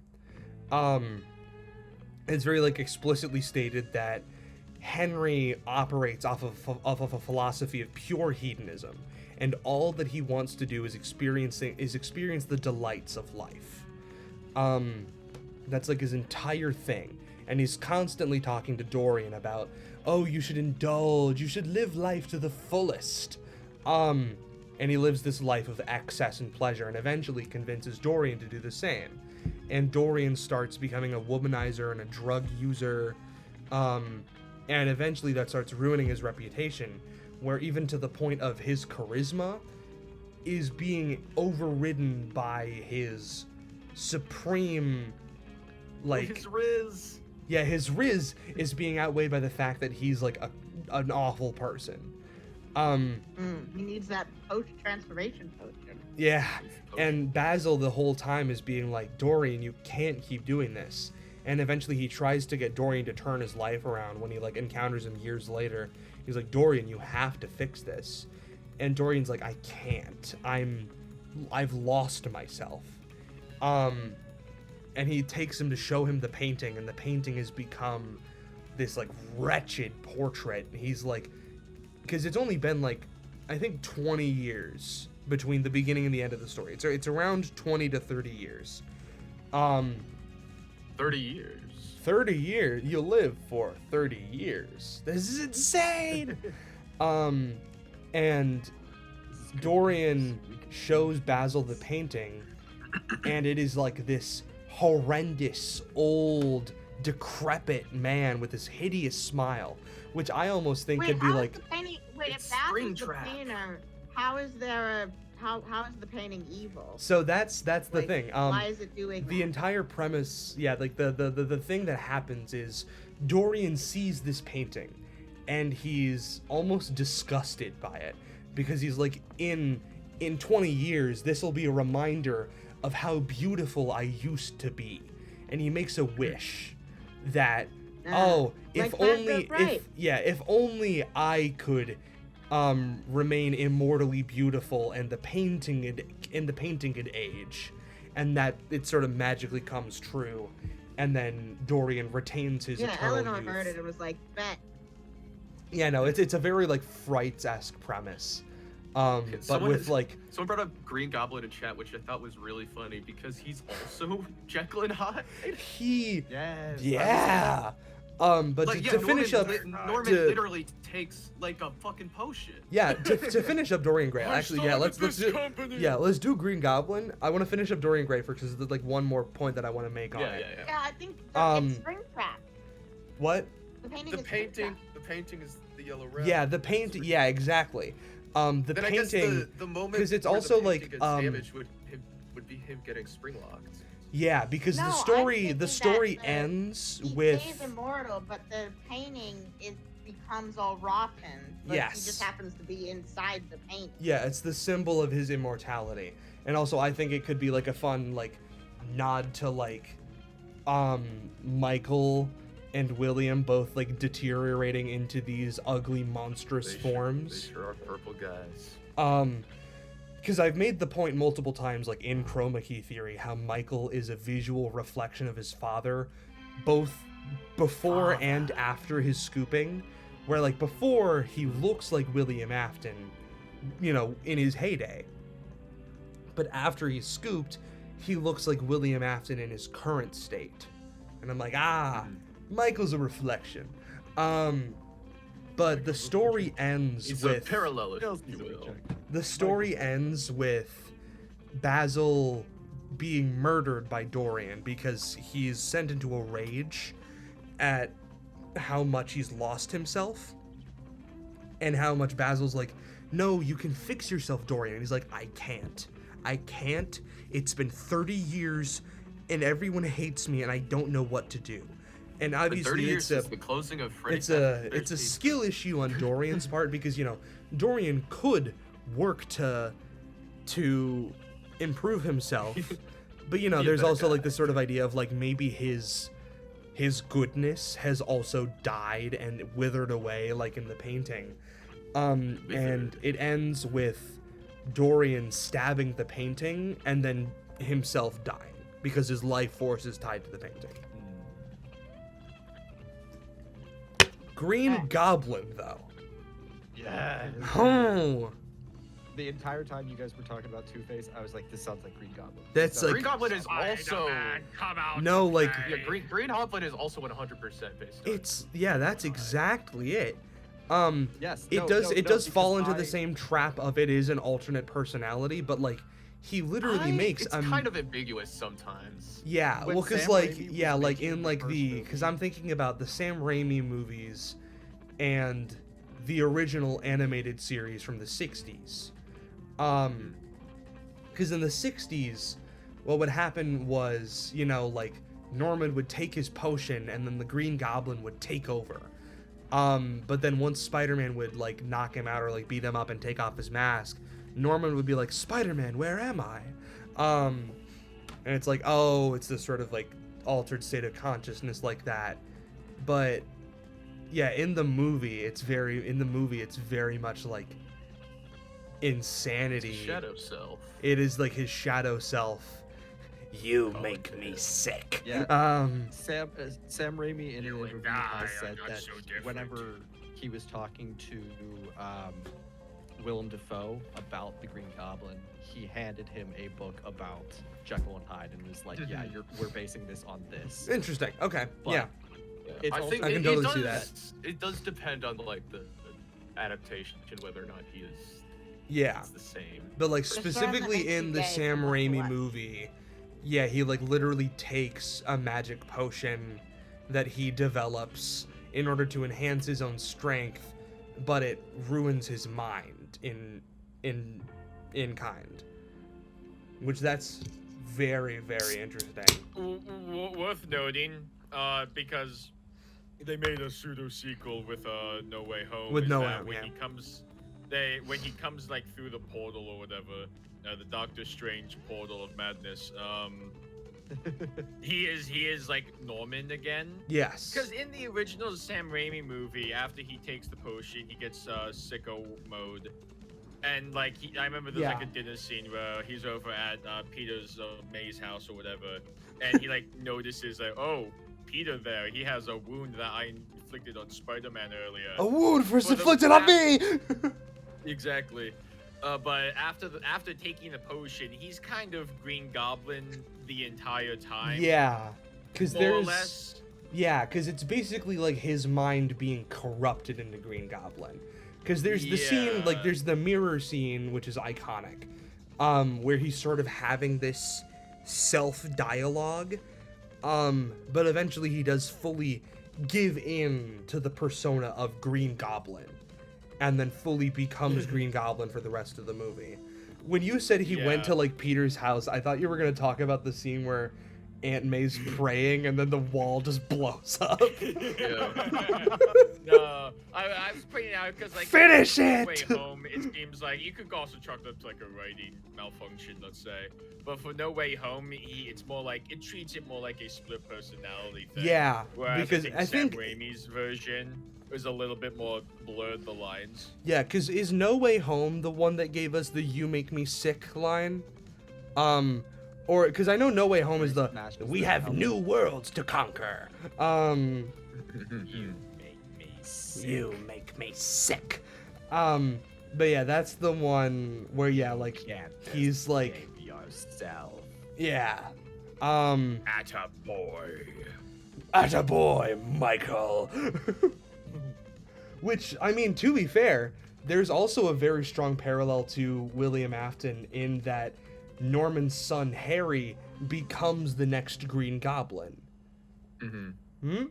And then he's has his little So redemption Mike arc. Trap is Mike Trap. No, it's sort of like the idea of the son, the sins of the father.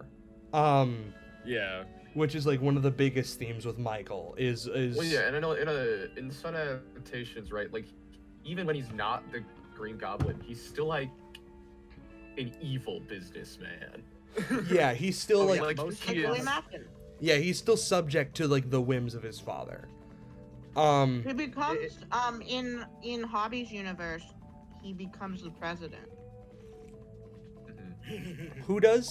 I was specifically thinking about Spectacular Spider-Man. I'm still thinking about the In Raimi most of the movies. comic There's Spider-Man. adaptations- I believe in most of the comic adaptations, he is just always like Green Goblin personality, but he does do the Jekyll and Hyde thing where he tries to hide it very well Mhm. behind his business personality Of and Norman stuff like Osborn. that.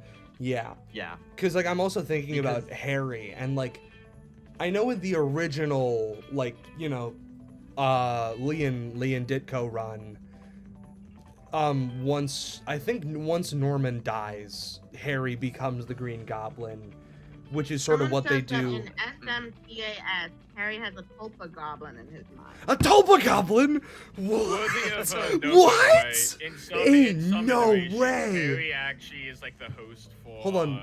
I know the one that comes to mind is, of course, like the Maze, or the one Insomniac Spider-Man 2, where he becomes the host for Venom, Yes. and like Venom crawls inside. Yeah, Venom inside of him. Yeah, Venom inside of him. Venom inside of him. Yeah. Yeah, because they're using Venom Weird. as the miracle cure in Insomniac Spider-Man. Well, I know. Oh, this is funny. Yeah, in Spectacular Spider-Man, Harry, Norman specifically like frames Harry as being the Green Goblin, What? which is very like. So wait, which They is the thought- one? They Which is thought I was the? you, father. Which is the one with the tulpa goblin? Is that the one from the 60s? No, I have It's no idea. EAS. Yeah, that's Spider-Man the animated Spider-Man. series. When was it from? Or the animated series. It's old. I Is think that the like animated the series is 60s in one with the 60s. pointing meme? Wait, we're forgetting the biggest parallel between Marvel and FNAF. Yeah. Thanos is purple. Oh. Well, that was so great. We were talking about that before at the beginning of stream. That is purple.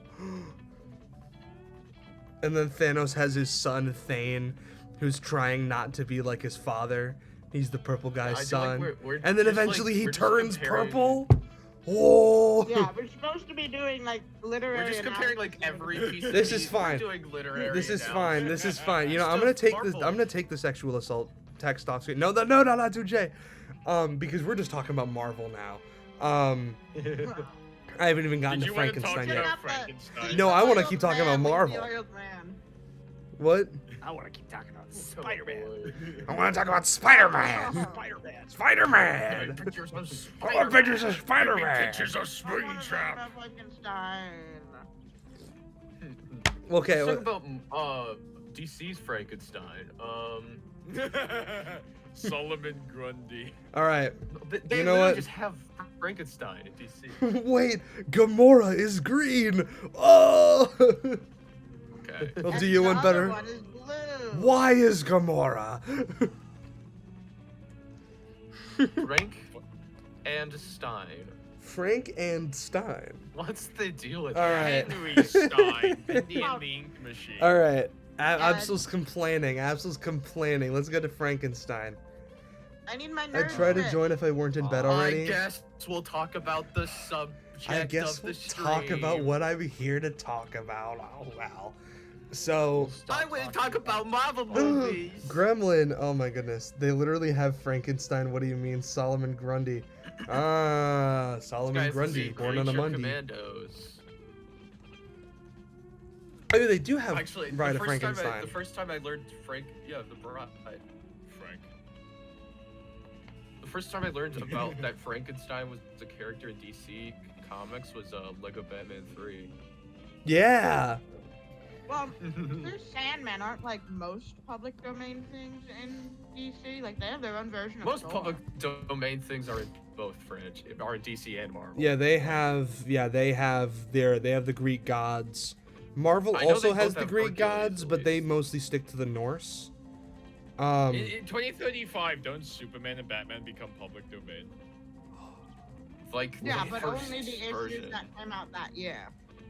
So like we could have Batman and Superman in FNAF by like 2050. Yeah, like Golden They'd be Age like- Batman. They'd be like not even Golden Age. This is like Yeah, no, like Born. 1939 Before any- Batman, like Detective Comics. Oh, Yeah. that'll be before- fun before though. Before it was even called Batman. It was All just those like called the remember all those Detective like Comics. Steamboat Willie stuff when like that became public domain? Yeah, like vampire Yeah. Batman movies. start That would be coming out. so cool.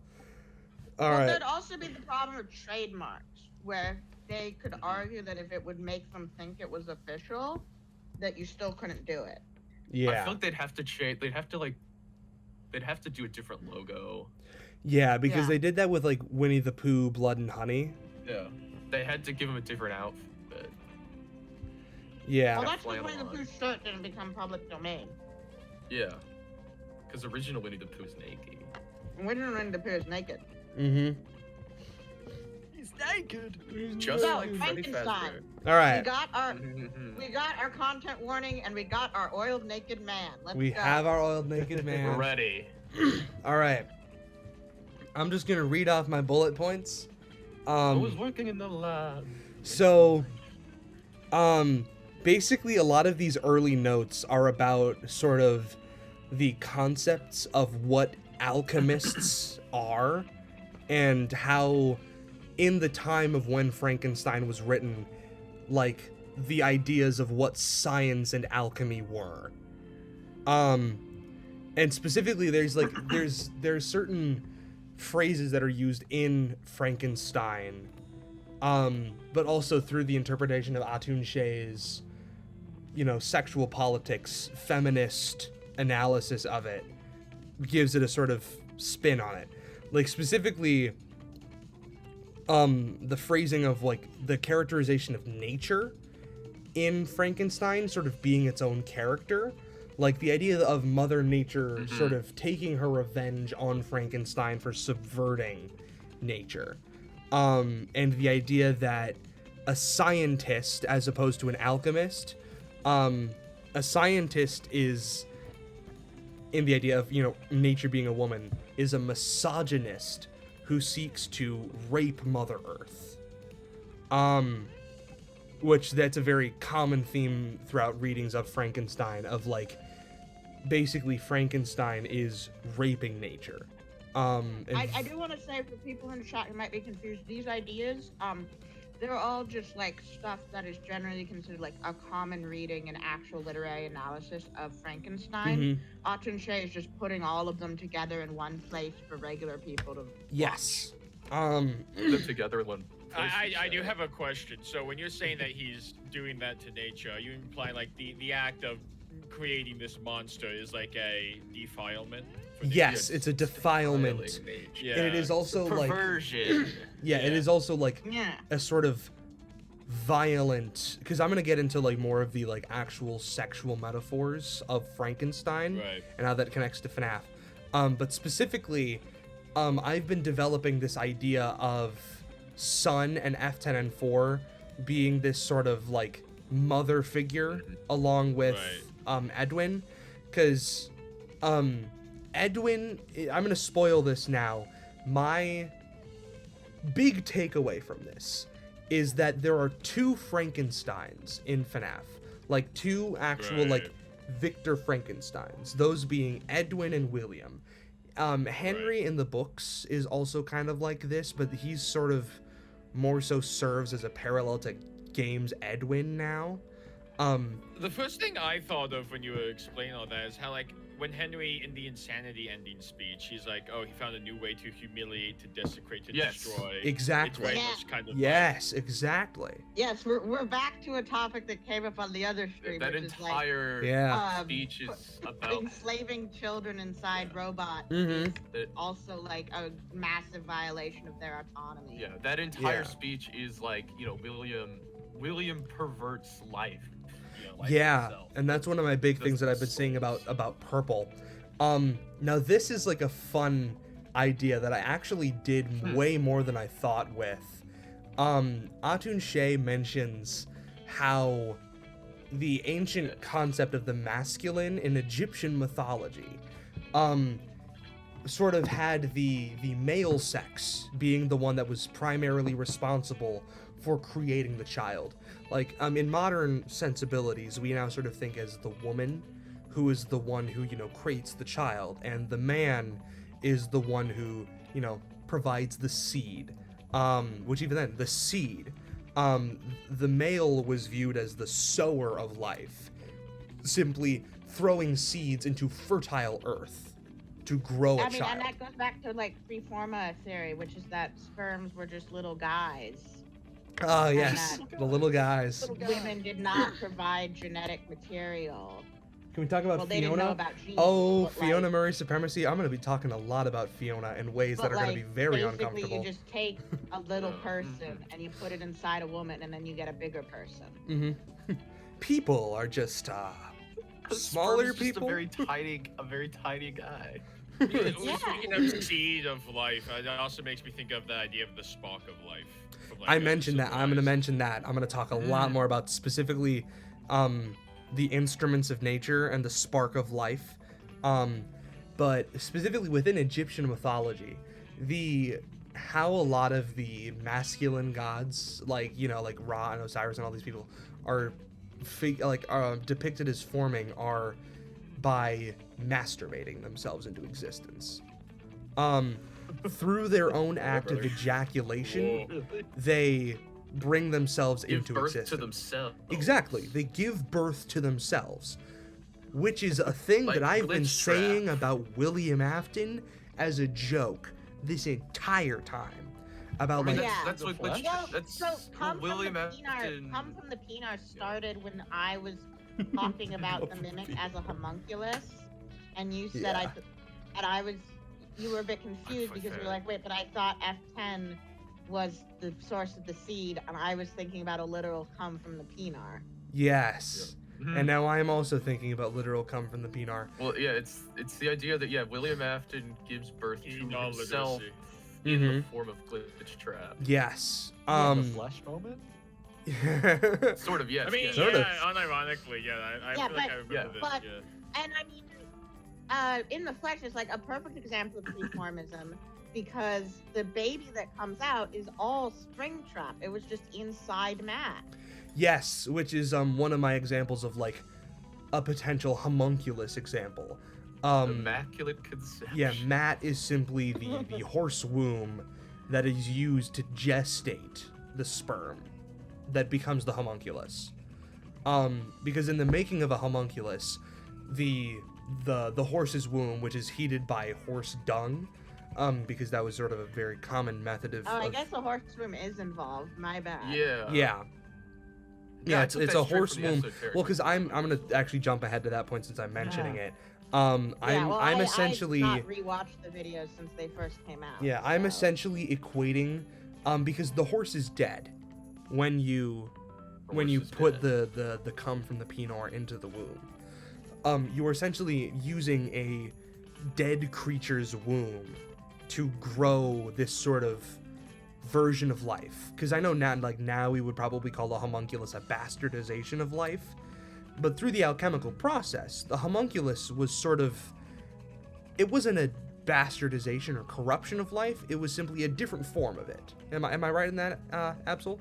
Yeah, it's basically they're like, well, if I can do because like as above, so below. Mm-hmm. The sperm are already little guys, and if I can do it, then God must. If it's allowed, then God, and I'm not involving demons. God must be okay with it.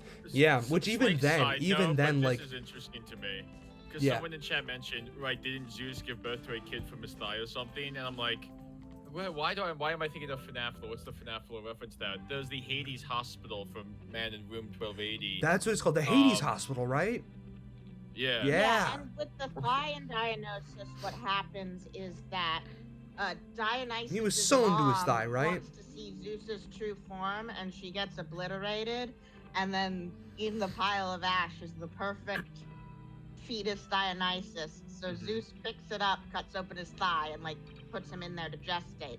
Mhm. And then Athena was born. I was from about to Zeus's mention head Athena. Yeah. after he had sex with, I think, Yeah. Minose. Yes. Yeah, none of the Ass headache or something. Greek gods have normal births. Yeah, Aphrodite No, was a lot birthed of from them have sea normal foam. births. Well, I guess like Zeus had a Kronos' normal children. birth. Yeah, normal birth, and then his dad tried to eat him. Which Yeah. this is actually a concept that I was like re-familiarized with when I was watching Atun She's video on Dracula, of how Dionysus and Apollo are sort of viewed as like gods of order and chaos. Because I believe Apollo was a god of, if not law, then he was like the poetry god. So was it Heracles Hospital, not Hades? Did I get Yeah, that it's wrong? Oh, it was Heracles Heracles, yeah, it was Hospital, Heracles, but not they Hades. have Cerberus out front.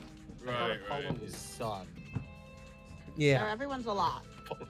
Yeah, every god is there. None of the gods in Greek mythology are god of one. Yeah, but specifically, returning to the homunculus, my equivalence of that, of non-living non-human creature's womb and human life essence, making it no, too late already.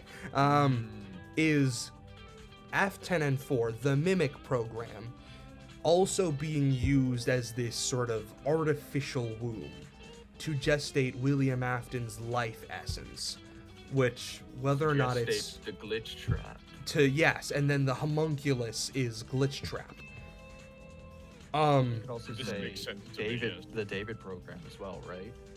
I'm gonna Well, get the to the thing with David program is later, that because the I haven't David sort of. program is made with the mimic code as the active component. Yes. Yeah, so yeah, Yeah. So the problem is, the mimic, the David mimic doesn't have agony or remnant or whatever.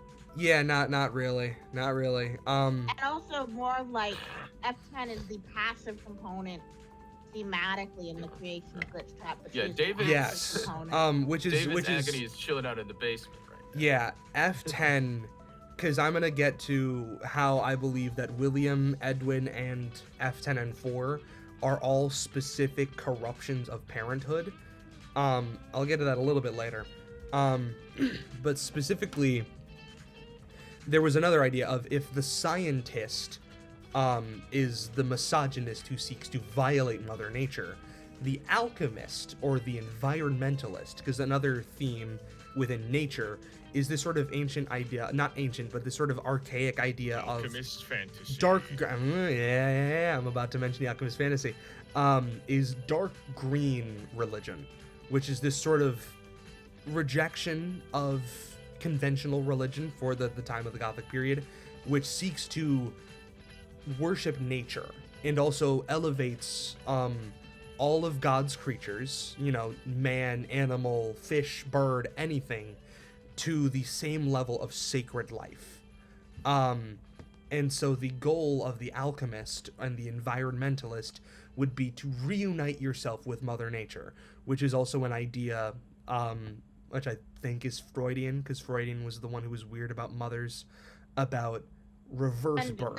Separate of the dark green religion, just alchemy has always seen itself from its hermetic tradition as being about reuniting with the universe. Exactly. Yeah, because alchemy gets into the sort of the sublunar and the ethereal realm and all of that stuff, and celestial stuff, which is very like cosmic. But there's a sort of and within dark green religion, that's much more contained to nature and the creatures of the earth.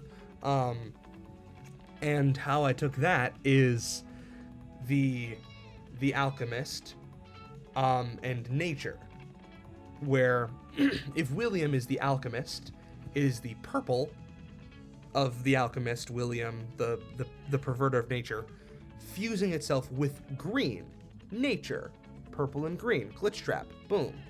But also Afton fusing himself to Mother Sun, or F10N4, the mimic program, the green, to create glitch trap. That is the alchemist's fantasy, to return to nature. Eh? What are we thinking? Yes. I although- you know what this reminds me of? Have you ever seen Neon Genesis Evangelion?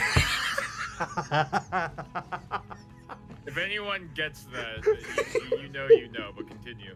Really cool stuff.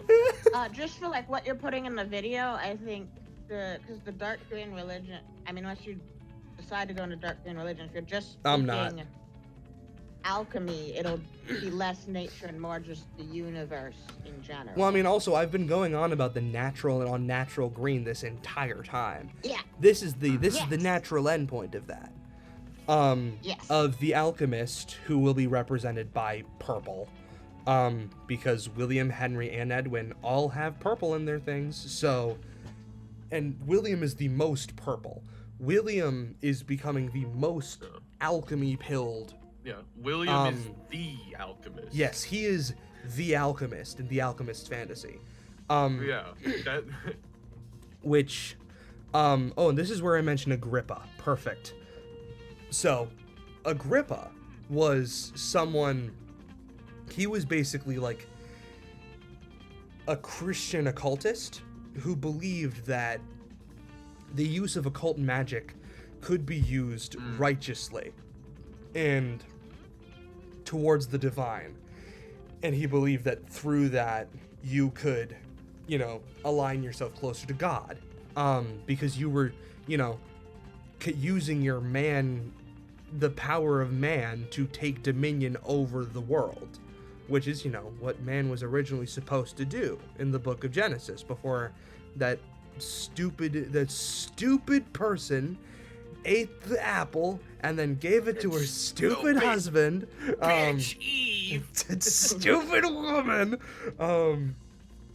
But specifically, the idea of bringing life to the lifeless through the power of the occult, which he framed through the lens of the divine, because Agrippa did believe himself to be a Christian, which he stood very countercultural within his time. Like, he even defended a witch on trial, which is, a very risky thing to do as a Christian, to defend a witch. How did he not die? Did they not okay, you're next after that? Well, because he was, Well, he knew he knew his shit. Oh, I'm they so dumb. My executed- bad. They executed men for being witches as well, just in lower amounts. If you want to learn a lot about the real life history of the European witchcraft trials, Yeah. Arkansas and Esoterica are also great resources. Yes. I think I Oh might yeah, have a book Esoterica. on my shelf about Amazing resource medieval for that. witchcraft, I think. Which, yeah, Well, Agrippa. So medieval, the way we think of a witch now and witch trials is much more of an early modern period thing. In the Middle Ages, you'd get bishops being like, "Oh, these uneducated peasants who think witches are real, what idiots!" And then Yeah. 200 years later, you got the extremely educated being like, "Guys, witches are totally real, and we need to." Oh wait, kill them." no, it isn't. It isn't medieval time. It's early modern England, so it would be. Yes. Yes. Yeah. Then that book is not bullshit. Mm-hmm. Agrippa was an Enlightenment era thinker, and occultist. Was it? I always forget how. I always keep thinking Agrippa should be ancient, but I think. No, that's he's. Avicenna. I guess the word that I'd use for him is archaic. Around the time of the Victorian. Oh no, it's because there's another guy named Agrippa who is from ancient Rome. Oh, you're thinking of a different. You're thinking of a different Agrippa. Agrippa Mapinar. No, Did someone I say meant that? Cornelius Agrippa von Neistam is early modern. Oh, Yeah, Evangelion okay, use a lot I've of been Freudian making youngins. that Yeah, mistake that so makes many sense, Doctor. times, but they're actually completely different people. Yes. Okay, so Coromani is on, it knows ball, because the reason that I'm mentioning Agrippa is because Victor Frankenstein read the works of Agrippa, and that is one of the things that inspired him to make the creature, because there's also this idea within ancient Hebrew mysticism of the golem, which, for those of you who are stupid and don't know what a golem is, not stupid, uneducated and don't know what a golem is, Minecraft, you know how you build the iron golem? It's yeah. taken from ancient Jewish stuff, where you could build out of clay a being that you could animate through the force of God and through righteousness. They have a golem protecting a group of wealthy merchants with big Yes. noses. I wonder what Notch Wonder meant what No- by that. Oh, what God. Are politics? Also, the most famous golem, the Golem of Prague, is from the 16th Yep. century. Yes. Yeah. Which specifically, there's an important thing about making a golem where you need to be righteous in order to do it. Victor Frankenstein was not a righteous man. And he, a big part of the sort of perversion of nature aspect is the fact that somehow this stupid little bitch, Victor Frankenstein, was able to make the creature and bring life to the lifeless despite being very morally corrupt, which Yeah, Forces- and to me, that point made me think of Mary Shelley's own point of view of the time when it's existing, and they're starting to discover that, oh, you don't actually have to be a good person to do scientific discoveries. Anyone can Exactly. create horrors beyond our comprehension. Mm-hmm. Atun Shea goes forces- very deeply into Mary Shelley's life. I don't do as much of it in my note taking because I'm more focusing on the actual narrative parallels, I don't expect that Scott Cawthon, did a deep dive on Mary Shelley's life, don't know, which I mean, I've if he basically took been forced to do he took, over like, the a last 2 class on days. Like, because, like, I feel like he wouldn't pick up on the Frankenstein pregnancy stuff alone. Like, someone would have to tell him that. Yeah, no. To Scott Cawthon's credit, so I think there's an element of all of this. So it's like, wow, we're diving into a lot of culture in general, and so you're kind of already, let's say, in the weeds as is, and it's kind of impossible to really know how far Scott himself would have gone with all of the. Because I think there are very evident ties to all of this, like, parallels to FNAF. And whatever. also, I'm like, if he read Lynn McTaggart, he definitely read Frankenstein. And definitely thought about Frankenstein. Oh, Seeker's tagging me in chat. Is this Agrippa the Heinrich Cornelius one? Yes, this is Agrippa Heinrich. This is this is Heinrich Cornelius. If Cornelius they put him in Agrippa. Shin Megami Tensei, then they put him in Shin Megami Tensei. The Yeah, doctor's like pogging about Evangelion in the chat right now. because of the doctor. Because of the doctor. Gendo Ikari is William Afton. All right, Fiona Murray supremacy. You miss your wife. We're getting to Fiona. I have to like get Gendo through. Ikari Of the vengeful spirit. kinda is William Afton. I have to get through all the William Afton stuff because there's a lot of William Afton stuff. But specifically this idea of Victor Frankenstein being a morally corrupt man who somehow was able to harness the powers of the sublime very much parallels, Games Edwin, Book Henry being, not the most scrupulous of men who somehow, almost by accident, subverted the mysteries of life. Because that's the thing with I mean, in Edwin and Tales- Henry. In Tales, the field literally, like, if it can consciously make decisions, it was just like, here you go, Edwin. Here's the mystery. Here's the secret to creating life. Yeah. Which, I mean, also, I feel like... yeah, with Edwin and Henry, there's, like, this almost idea of, like, the field just sort of happened upon, finding, like, doing God's Mimic most Fiona. autistic soldier. And, like, they sort of, their grief spawned this being from the field. William Afton is definitely an abuser of the field, if we want to substitute the field for nature in this instance. Well, it is the universe. Yeah. It's like quantum. That's the idea of like the field, is that it connects everything in the universe Yeah. Yeah. in a way. And even like my idea about UCN being William Afton's waiting room between his life as a human and his new life as Glitchtrap. And the reason that it is torturing him like that is not because of any vengeful spirits that are like actively making this hell. It is a hell of William's own making, and it is nature taking its revenge on him. The vengeful spirit is simply adding fuel to the fire. Would this make Old Man Consequences nature instead of Absolutely. any person who was once alive? Yeah, Old Man Consequences would be a force of nature. That's how I've always described William Afton in my sort of new thinking about him, is Old Man Consequences is an embodiment of, I guess, agony, consequences, vengeance, Damn, it really is Tom Bombadil. of the karmic Tom cycle. Bombadil is like also an embodiment of nature. Yeah, like he's not human per se. He's a force of nature. That is, William Afton is very much now come across in his So I spirit have a question entering. about this. Yes. So you're saying ask that away. Glitchtrap is Glitchtrap is like is William going back to like Mother Nature or whatever. I forget how you put it. My apologies. But Yeah, you're good. It's the product after he's like after waiting in UCN to move on from being a human. Glitchtrap is like the next stage in this evolution or whatever. Yes, it is his new What's life. Burntrap? What's Burntrap then? Burn Trap I feel is like Burn Trap is him. He's just a silly guy.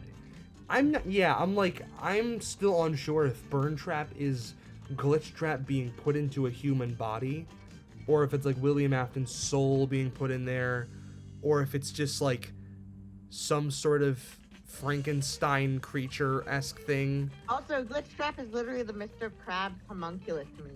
This here is me homunculus flesh puppet that me soul will transfer to in the event of me death. Yes, It's got my yes, soul inside of it that's right what now. Glitch Trap We keep is. it in a constant state of euphoria to keep it from massacring the customers. I was like, I've read somewhere like concept of like a homunculus that is like a backup body. Yeah, That's why That would my, absolutely my be. question was just like, if Glitch Trap was like actually like a plan by Afton or like an intent, like okay. I gotta- totally this is think part that of the Glitch plan. Trap was a plan by Afton. I'm not sure about Burn Trap. Okay. Because I feel like Burn Trap would be like a step back for the plan, like okay. Yeah, we're it gonna do this would, wouldn't next. it? Yeah. 'Cause I'm So, like- I wonder what. Because Go ahead. that's the part of like Burn Mimic that like, I'm like, oh, maybe it's not William Afton. Maybe Burn Trap isn't William Afton. Maybe William discovered you get dysphoria from not having a physical body. That's I just yeah, wanted to that's the feel the thing that air I'm on his thinking skin of. again. Because like I think Like he did not Oh. originally plan to make Here you Burn go. Trap, and he was like, "Fuck, I'm losing my sense of self by not having a physical body. Guess I Yeah. need a little like thing I can download myself into." yeah, or even then like William Afton, you know, he wanted to come back, and Glitch Trap was step one in that process. I'm not entirely confident he'd be satisfied with just being a digital conscious. That's yeah, like Glitch Yeah. Trap is simply step one in his process of comeback. Step two of that would be get servant. Step three, get body. Replace children. Step two, replace my children. Mike, rebuild my kids. I guess okay, interesting thought because I can see a world where me as a digital self, this is kind of not as optimal as I would like it to be, because of course having a physical body very useful. Yeah. To play the Xbox with your fingers. Cool. Yeah. That's why he came back. And I also think of how when you see Glitch Trap in Princess Quest and Security Breach, it's not the same sort of rabbit guy that we're used to from Help Wanted. It's more of like a blobby agony, Yeah. purple black mess. Which is And like what to I wanted to me, do in my that redesign. sort of reads as like a deterioration, perhaps, so to speak. Oh, okay. Yeah, I can see that. Yeah, it's the no body dysphoria kicking in. Yeah. And Burn Trap. Hate when Because that I also happens. don't imagine that like Burn Trap would be his perfect rebirth. I imagine that Burn Trap is sort of an imperfect rebirth. I think it also worth noting that when it comes to Burn Trap, we see it in that cutscene where he comes out of the pod, he puts his hand on the screen, and like, not even via direct content. Sorry, content farming William Afton. He's able to try and like begin the process of taking over Glamrock Freddy. I think you could also say like, oh, Burn Trap is incomplete. Yeah. Or something like that.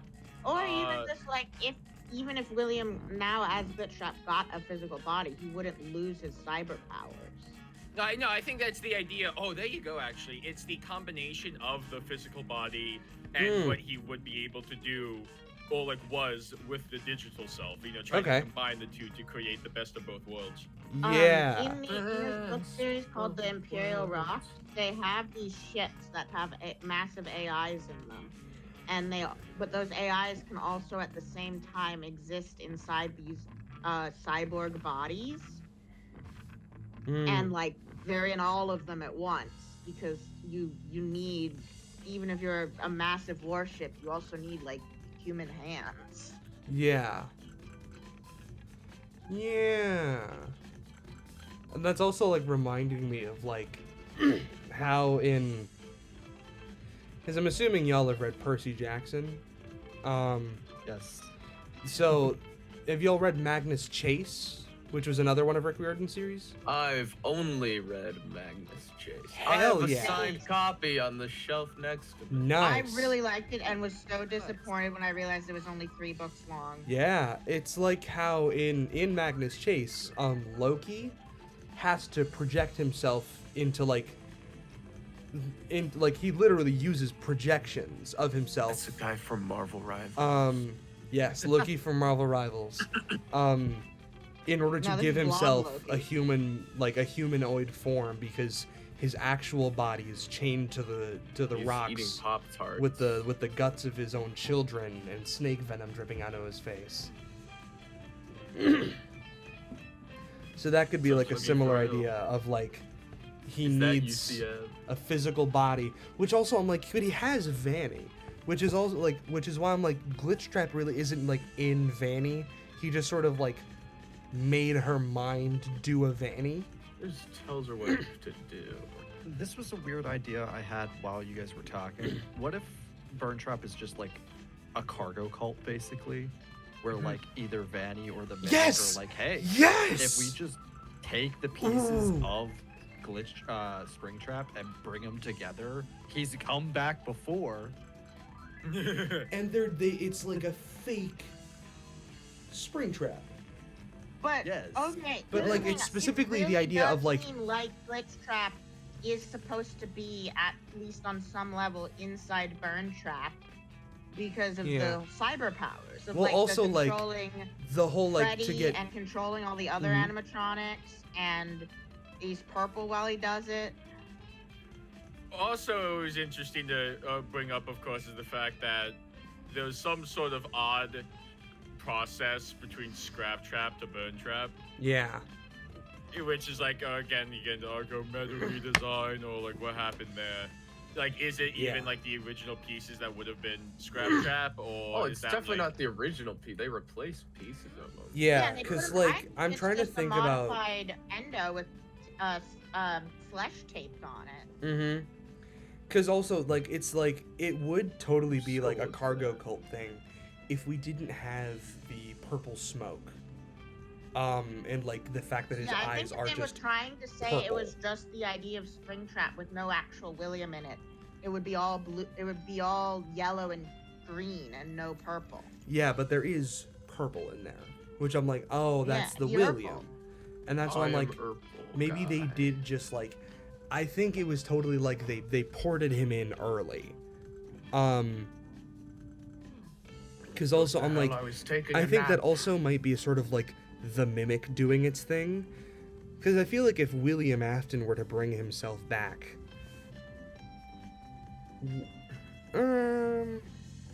Well, because I'm trying to think of like this Twisted kind of One dilemma Springtrap only- versus Fourth Closet William Afton, where like Springtrap is like, this is my Yes, new I- perfect form, and then William I just Afton had was the like, thought. eh. So like even the fourth clause, he says the spirit follows the flesh or whatever. That's something like, oh, Yeah. the spirit is kind of, it tends to follow wherever the body goes, and which is why the children get stuffed into the suits, yada yada yada. Mhm. I think in my head it makes sense that they would require William's actual body if they were somehow implanting him again on Yes. some level into Burn Trap. 'Cause So that's what I do say kind about, of like, lean Glitch towards Trap. it being. That's why I lean towards it being like Afton's actual body, for as like, weird as that may be and whatever. Mhm. And this Well, is I mean, I think this also, it depends on Maury's specific interpretation of William having transferred his consciousness to Glitchtrap, because I believe Yeah. it was like I basically don't everything believe that Maury either. says, except I think that I've desperately tried to find this little comic. I can't, but there's this comic of like an old guy in a hospital bed who says, I have successfully figured out how to upload my brain.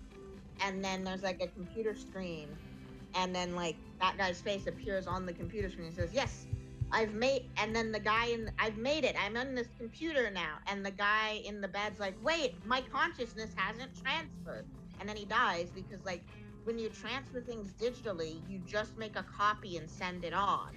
Yeah. And so I think that Glitchtrap came in F10 metaphorically, but that Yeah. didn't create that just made a copy of him. And so to me, because Glitchtrap is the agony of a human being, it wants to be in a more humanoid body. Okay. And Burntrap is its like loose approximation of William Afton? Yeah. Yeah. Okay, So- I can totally see that, because like the whole thing with me is like, a rabbit. yeah, the whole thing with my Glitchtrap idea is that it is like the chip or whatever machine that Glitchtrap was stored on had a part of William Afton's body attached to it. And that's what allowed this sort of fusion of man and machine. Yeah. Yeah, and again, like, I feel like this is not an insurmountable problem with your theory. It's just, oh no, it turns out when you die, if you don't have any physical form at all, you're gonna, like, start to go crazy and deteriorate. Yeah. So you quickly, and with your chip involving William's actual flesh, they put that chip inside Burntrap. It's just agony. Mhm. Yeah, because I feel like that would be like almost like Burntrap would be the same thing that happened to Glitchtrap, just like less optimal. Because it would be another thing of Okay, like, so- oh, we've got William Afton's flesh. Let's turn this thing on and suck William Afton's soul into it. And he's like, oh, I'm back. So, this is kind of stupid. I'm looking We at love the stupid. Pinky Pill's concept art for Burntrap, Ugh. and if you look at his right Don't eye, say that when I'm is drinking something. That is William's eye. Send it in the group chat. Send it in the group I chat. sent it. Okay. That is just William. That's a William eye. Yeah. But also, like, you know, with the whole It is Scott concept art, but you know. misunderstanding Still thing with interesting. Burntrap, that we weren't supposed to fight Burntrap, like, easily in the original version, it's just like Glitchtrap manifesting itself. That Yeah. makes the That- concept art even less credible. That Burntrap wasn't supposed to move. Because if Yeah, Burntrap but never it's moved, supposed to be a hallucination because Glitchtrap is the entire building. yeah, and now because Scott if, has to work with what he has and be like, okay, it's like they put him on an endo. yeah, because if Burntrap never moved, then I would totally like it would be like what I believe what the White Tiger is in Secret of the Mimic, where it is Afton Glitchtrap projecting itself into the world. That I don't think Glitchtrap was ever supposed to have a physical body. Yeah. Yeah, if anything, I'm kind of content with the idea of Glitchtrap not desiring a physical form now that it lives on as a digital program. You know, Scott, I don't think anyone would have been mad if you just said Burntrap didn't exist. Yeah, There's it is still weird hope. that Yeah, they Still hope. Yeah, you could have said that the ruined Burntrap light was the just a kind hallucination, but thing where it kind of seemed like they were decanoning Burntrap by including the drawing of the blob. But we also see the blob. yeah. But That's again, why I'm I'm like- personally satisfied with just, it's actually so there's signs of something having escaped from the Endo warehouse, starting at like this Are you talking about the claws padded in the room vents? with a TV. And so I'm content with it being they put Glitchtrap on an Endo and then it ran out and then they were like, let's like staple meat to it. You know, Burntrap only ever comes out of his charging pod in an alternate universe. So I mean, hear me out. I mean, there's the smoke that emanates from the charging the charging chamber. Hallucination gas. Ironically, very similar You're gas right. comes out of Glitchtrap. Afton was huffing hallucinogenic gas. No, Or it's just Ironically, it's that it's that Very- Burntrap is just an Very endo. similar mist comes out of Glitchtrap's mouth in DBD, but that is canonically like the entity mist. Yeah, and that's also DBD. That's not FNAF. what's stopping from Burntrap still being a projection? Just like projected. That's why I'm onto like a physical endo. could Burntrap just be a hallucination? I mean, Or could it be actually, like- who's he to say never Burntrap? physically attacks you, doesn't he? Yeah, Wait, he could hold on. Still be like an apparition of some kind. 'Cause you Yeah, only he never Projection. There's physically nothing attacks. stopping that. You only see attacks Glitchtrap you. on He camera. controls monitors. the animatronics to do so. Well, because then we know, like even like projected entities can still like interact with the physical world. Like Like Tiger Kelsey, Rock like can Kelsey. fucking move you around and shit. Because if I Burn Yeah, do Trap like like- White Tiger. is an Definitely. endo, let's just say Yeah. that Burn Trap is an endo in a charging pod. Let's even say that it has the suit. Like, it basically looks exactly like Burn Trap, but when it is activated, it then gains those glowy purple eyes. The purple eyes aren't William Afton's soul, because I would think, you know, William Afton's soul might be, like, you know, represented by more colors than just purple. And also it can't be Glitch Trap, because Glitch Trap would more likely be represented by green and purple. And, you know, you only get the green on Burn Trap through the actual physical Burn Trap suit, Well, and actually, which wait. is an inversion on that, which makes no sense. What if it isn't part of his plan? He's only coming out of the charging pod to like get Gregory to go away. Bro, yeah, that's what I was saying. Like, Maybe. you could say that Burn Trap's incomplete, and that you know, like, you know, give it like a few weeks after he's had some G Fuel, he might actually be a little bit more. Well, because it's the idea up that the yeah, code. like they are building Afton a body, and like there's no way Burn Trap is the final product. It's a Yeah. fucking mess. Also, why Yeah. is the Blob trying to kill Gregory? because it's mean. Because it's agony. It's It's stuck vengeful. in the last emotion it felt, rage. It's But fucking I mean, Charlie. speaking of FNAF too, like it can kind of be how, like, you know, the puppet speaks through all of the Yeah. toys. It's like, yeah, why does Charlie want to kill every adult? Yeah. Because it's trapped in that one emotion. So, It's Agony. so very Is- vengeful. because, you know, I'm The sort of vengeful operating troll. on, and this is just me, my idea that the Tulpa David is the vengeful spirit, specifically because it's mad at Afton for ruining its plans to merge with the crying child. And I am so vengeful. if the vengeful so spirit spirit. is the Blob, and the Blob is UCN, Get back here. yeah, it would sort of be being like, oh, I'm gonna get you back in UCN. Okay, I will say, I mean, I think there's still leeway for it. But we mentioned like, oh, Burn Trap doesn't physically try to like kill Gregory or whatever. Also, we can. but it Do we think the Burn Trap? We don't think the Burn Trap ending happened, right? The Burn Trap ending doesn't happen, but the So- blob. happen. The It- blob. But yeah. Burn Trap is down in the basement in that charging pod. either Yes, way, whether or not because he like yeah, comes because out it's of the it. idea that the endings that aren't canon are simply like showing us possible futures that didn't. Because happen. I think Burn Trap's only coming out of that pod if Gregory's there, and he's defending Yeah. himself. Is what he's doing. But Yeah. also, Yeah. Maury, I think your idea of UCN being a waiting room and UCN being the blob are mutually exclusive. that would make a lot of sense. Yeah, that would be true. Because if it's the blob, then it's not it's like the generation of all of the agony and remnant of the fire. And Yeah. if it's just if it's inside the glitch trap chip before it gets put into something. Secret of Comfort is then- saying based things. Burn Trap is Michael because they're both associated with purple. There we go. Mike Trap is true. There's nothing stopping it from being Michael's body. I was No. gonna say that Talking technically. about No Michael's body way. would not be in the burn room, so while he dies of a heat stroke, his body would not be incinerated. You could put him in Burn Henry's Trap. body. No, if Michael's body was in Burn Trap, that would be insane.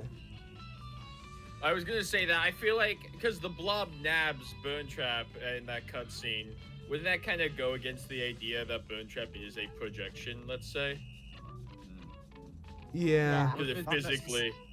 It's a, Not necessarily. It Fiona could be a went okay, and projection, Fiona Marie, but, you're like, getting on impatient. top of We're something else. we're figuring out Burn Trap right now. Patience, Fiona Murray. well, I think what I'm thinking right now, right, is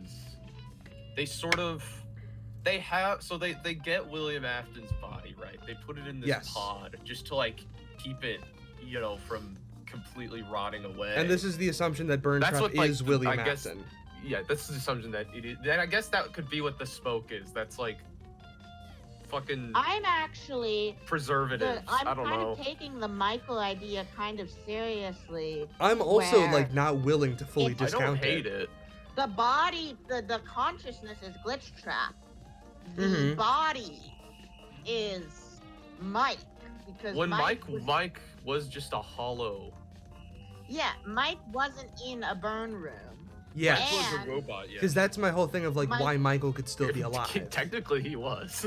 The remnant would preserve Michael, Yeah. and what's the final way for Afton to abuse his children? But using their Talk bodies about is best. the- I will humiliation. say, but doesn't like the whole thing is that heat is what can make Remnant. It's like this. Literally, Rafton says heat is the secret to it, but also a certain level of heat makes Remnant unstable. Which that's what FNAF 6 is. Okay, we're turning up the heat here. Well, and So they're definitely like right. So my idea, right? So they have the body in there, and they're in like the process of repairing it Yes. to make it like suitable to habitation. Because obviously, like he's not missing his arm anymore. Mhm. Like you can tell, like a bunch of pieces have been replaced by like different animatronic parts. Yes.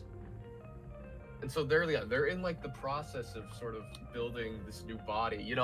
Probably at some point they'll take all the rotting flesh off and just create a full on like Yeah, Oh, actually- you're thinking the endo is the scrap trap endo.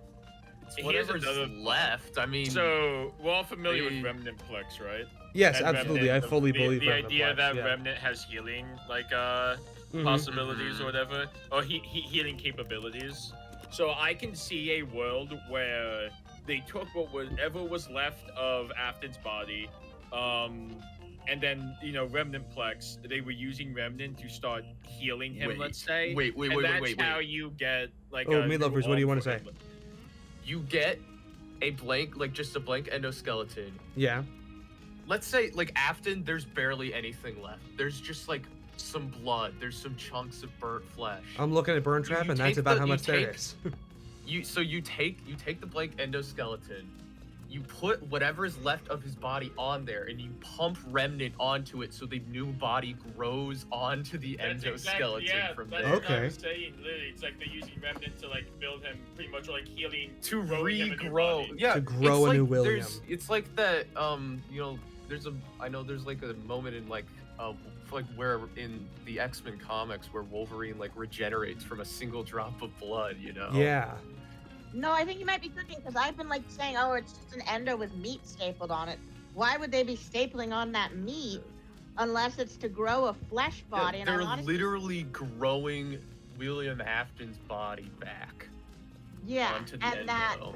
the he wants to be a flesh rabbit because he's a furry. This is kind of Yeah. I think we unironically just solved Burn Trap because I think that just all makes sense. I Yeah, think and, legitimately like- we've solved Burn Trap. Like bonus idea, it's Michael. If you want to do like spirit follows the flesh, I mean, wouldn't someone's offspring like be better than nothing? Maybe. And it Maybe. does answer, There's a like, potential when- for it. When we came to the realization that Phasant would be able to retrieve Michael's body, that leaves open the question, well, what did Lamb they do Mike. with it? Lamb Mike. Wait, what if they're even trying to grow like a physical glitch trap? That's what I'm But thinking. no, I that's think what that goes that's beyond what Burn trying Trap Trying would to be. grow like an organic spring trap. That's what we were Just kind of like saying the before. baby spring trap. Like no, in no, the no, no. flesh. 'Cause in the flesh is about a digital spring trap coming in Matt. In Matt. Well, I guess To the closest be- thing would be like they're trying Baby. to. A flesh Sort of- rabbit. Yeah, they're almost sort of they're trying to grow like a pit trap where it's like it is just a spring trap that is just like actually just a monster. Yeah. Yeah, no, That this is goes in back the to what we were flesh saying is saying before no about way like in the flesh. Burn Brother, Trap this is the entire best of video is both about in worlds. the flesh. It's Mhm. like the powers of Glitch Trap, but having a physical body because a physical body is more helpful than just a digital Well, one. and the It's way best of and both the worlds. way that like there's like these weird like flesh like it's almost like it's like a webbed over. That's yeah. on, I'm looking like, at it. the animatronic parts. It looks like it's growing. Like it looks like vines. Yeah. Mm-hmm.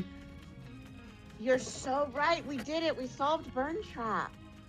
They're Yeah. growing William Afton. Because it's also Yes. most certainly. Well, then he's also like, give me some sick claws too. Well, also, Give me I'm like- some thick claws and some rabbit ears because in the flesh.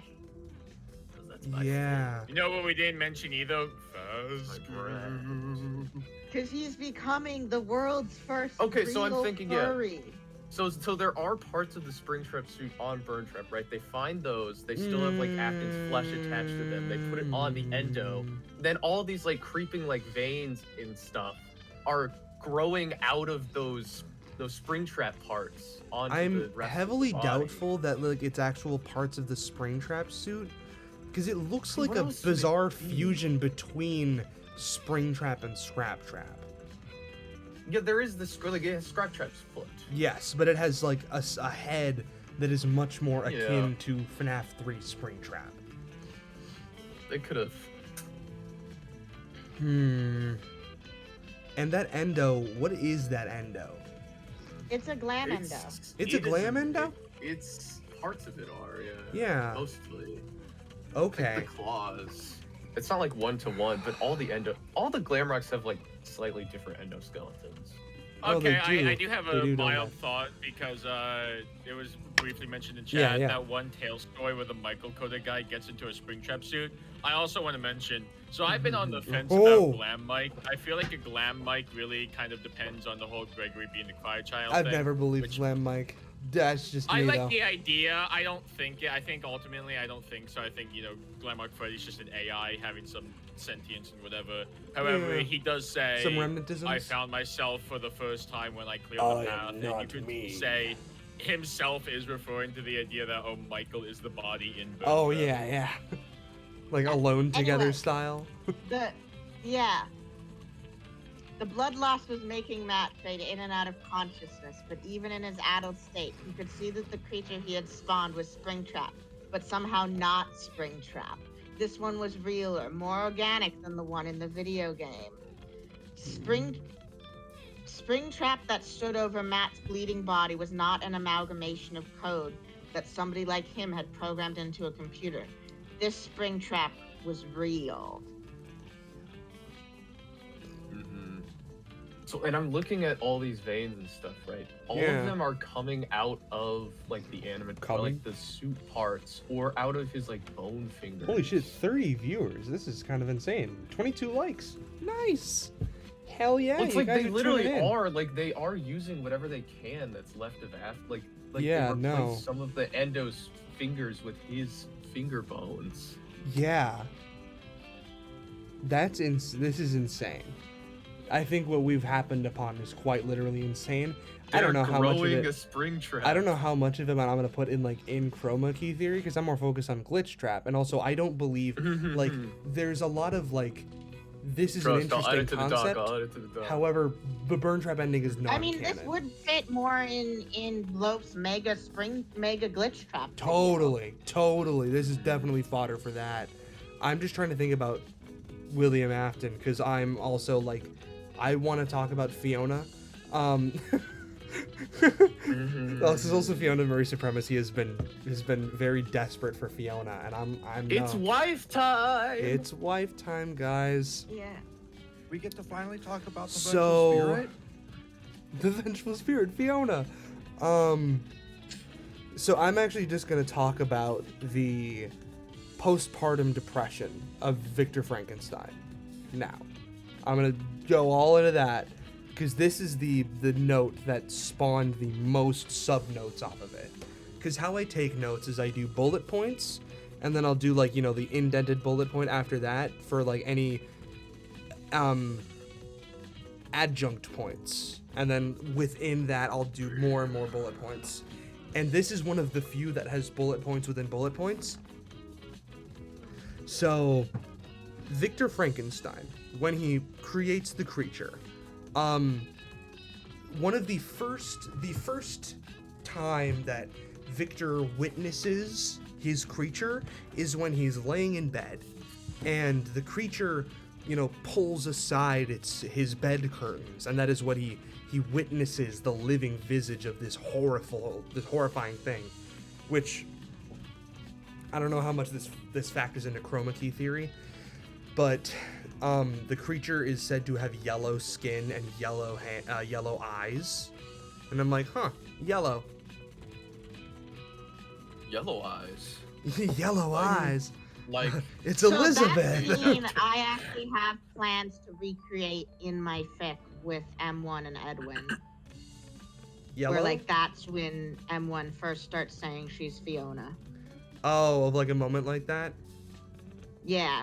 Where Yeah. he'll be in bed and it'll specifically be the lace curtains made by Mhm. human Fiona because that's something Tails Fiona wanted to do before she Yeah, died. because it was a lace factory. Yes. I did so much research because of that. I've never Hell the yeah. Weaver's Lace Factory. Mhm. Love wife. That was my favorite part of that video. Nice, thank you. Yellow eyes, oh my god. You must mean oh my god, David. Yes, thank you, Fiona Murray's prophecy. It's oh my god, David. But yeah, Victor Frankenstein, when he witnesses this creature and like when it pulls aside his bed curtain, it reaches out to him and it's babbling incoherently like a baby, pretty much, because that is what it's doing. It is like what a baby does when it is first born. It reaches for its mother, which is what the creature is now doing. It is freshly born and it is reaching for its mama. And Victor Frankenstein is like, Cora, I don't want to be mama. Are you fucking kidding me? I don't know why I went Smeagol there. I thought you went Stitch. Smeagol never want to be mama, Frankenstein creature. Ohana means Ohana family, means family. unless it means You Stitch no want to give birth. Stitch no give birth. And now Victor Frankenstein, and this is one of the most like direct parallels to Mary Shelley's life that I'm probably going to mention, because I am characterizing not only Victor Frankenstein but also Edwin Murray as having postpartum trauma. Like this moment of seeing their creation come to life and act like a child traumatizes its creator. Oh, that's why you've been saying trauma and not depression. Mm-hmm. Yes, 'Cause it's because specifically the depression is traumatic- simply like an effect of, giving birth and you're like, oh. But it is specifically this instance of witnessing your child and that alone being a traumatic experience. Of witnessing your creation. Which is a very, very gothic word to use for motherhood. But in the case of Victor and Edwin, it is like, and specifically for Edwin, this is when he witnesses, like when he sees M2. When like M2's Stop When he sounding beats like the it. shit out of M2. Yes, exactly. This is like where I sort of get loose with the sort of events of Frankenstein mirroring the events of Edwin's life, because obviously Edwin makes his own bride out of the mimic instead of the mimic's bride. If this were like a one-to-one Frankenstein allegory, I would assume that the mimic would then become a copy of Edwin, and then the mimic would say, "Make me a Fiona." But that isn't what Make happens. me The a mimic becomes Fiona. Well, I mean, M2 does become a copy. Like the last thing we hear from him, he's mimicking. He's M2, mimicking Edwin. he's mimicking But I'm Edwin. specifically saying that both M2 and M1 are the creature, which makes sense because they're in the same body. Yep. But specifically the parallel to Make Me a Bride is Make Me a David. Yes. Because M1 is sort of One this, David, please. one David, please. I walk into the David store. Can I have one David store. Sorry, we only Um, have Cassidy's. I want And some ice cream. specifically, like, Edwin has this moment of realization after David dies, where he confronts M1, where she's been saying, Edwin, please, make a new David. You can do it. I know you can. You made me. Please, Edwin, make a new David. That is all I want. Which is very much parallels the creature saying, I have been, like, it's much more, melancholic, where the creature is like, I have been spurned by society, and I shall retreat into the woods and feed on acorns and berries. All that I ask of you, my creator, is to make me a bride so that I may not be alone in my solitude from society. And Victor's like, and also, Victor like, initially agrees, like Edwin. Edwin only comes to say, no, I can't do it. And he ponders on it. He's like, okay, I will make a David. And then he has this moment of realization, which for Victor Frankenstein, when he's building the body of the bride in his stay in Scotland on the island, he realizes that he is bringing this woman, quote unquote woman, into the world without her consent. He does not know if she will consent to her own creation, much less the pact that he has made with the creature to be his bride. What if she turns out more violent than the creature is? The creature who has already killed his little brother William. And in that moment, he realizes that everything he's been doing has been a grave mistake, even graver than making the creature itself. And he destroys and tears the body of the bride limb from limb, which, interestingly, specifically the only detail that we know happened in the crash out of the century by Edwin Murray is that the mimic endoskeleton lost its legs. However, I'm willing to say that it lost both its arms and its legs, since the M2 that we see in game has mismatched arms. Actually, you know what? I just realized that what if the bride doesn't consent to be the bride? It kind of seems like, I mean, maybe the story won't go into, but it kind of seems like the mimic doesn't consent to being David. Yeah, exactly.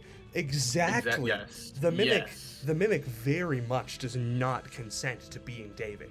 You have to violently force it to be David. Like, you have to, it's like you put it Using through phallic imagery. Yeah, you put it through pain by telling it this bedtime story. You are forcing it to shrink down into the form that you prefer. And eventually you grab it and you shove your data diver into its entry port and you forcibly inseminate it, which is, I would use the word inseminate, the David program into this endoskeleton and force it into place. Yeah, and in Ruin, it's, torn out its data port and bolted over its limbs so it does not want to be David. Mm-hmm. Which actually, I'm gonna look up the M1 birthday tape. It is worthy of note, though, I think. Someone mentioned it in chat. Mimic was David for a bit, but Edwin violently forced him not to be. Yes, this is true. This is true. Yeah, this is in town. And then the other okay, thing is that Scarlet Heart said one of something. Victor's Hold on, other Absol, fears one about- second. Absol, 1 second. Scarlet Heart in chat said, "Oh, okay. I doubt this was intentional, but this actually does recontextualize that one note in Secret of the Mimic that reads like, waking up after expecting and feeling wrong, as in no longer being yourself." How so? How so? I'm following you, but explain how. I want to know. What were you saying, Absol? Well, isn't there? So one of Victor's other fears is that making the bride will lead to a whole race of creatures, and actually Yes. in the movie The Bride of Frankenstein, Dr. Praetorius, who is very much the William. Yeah, he's very of much that the William movie. Afton. While Henry Frankenstein, because his name is Henry for some reason, is very much the Edwin. Because they made Victor Clerval, right? Yeah, is that they have he also has like a whole species of tiny homunculi. Right, he does. And it's the the queen, the king, the queen, the creation- bishop, and the devil, right? Creating Yeah, a species. the It's the creation- fun times! Oh! The Creating a creation- species of mimics! But yeah, the Actually, creation wouldn't of that be like David. FNAF AR? Oh, maybe. Mimic was David No, for they're Biblical not like violence. pocket sized in AR. Oh, the bitty babs. Well, you're talking about like a race of like a.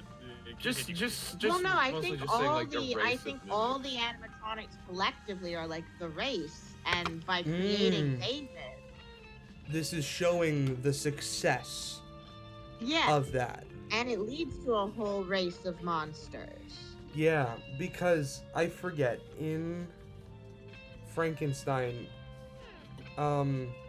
Victor dies of his own condition, right?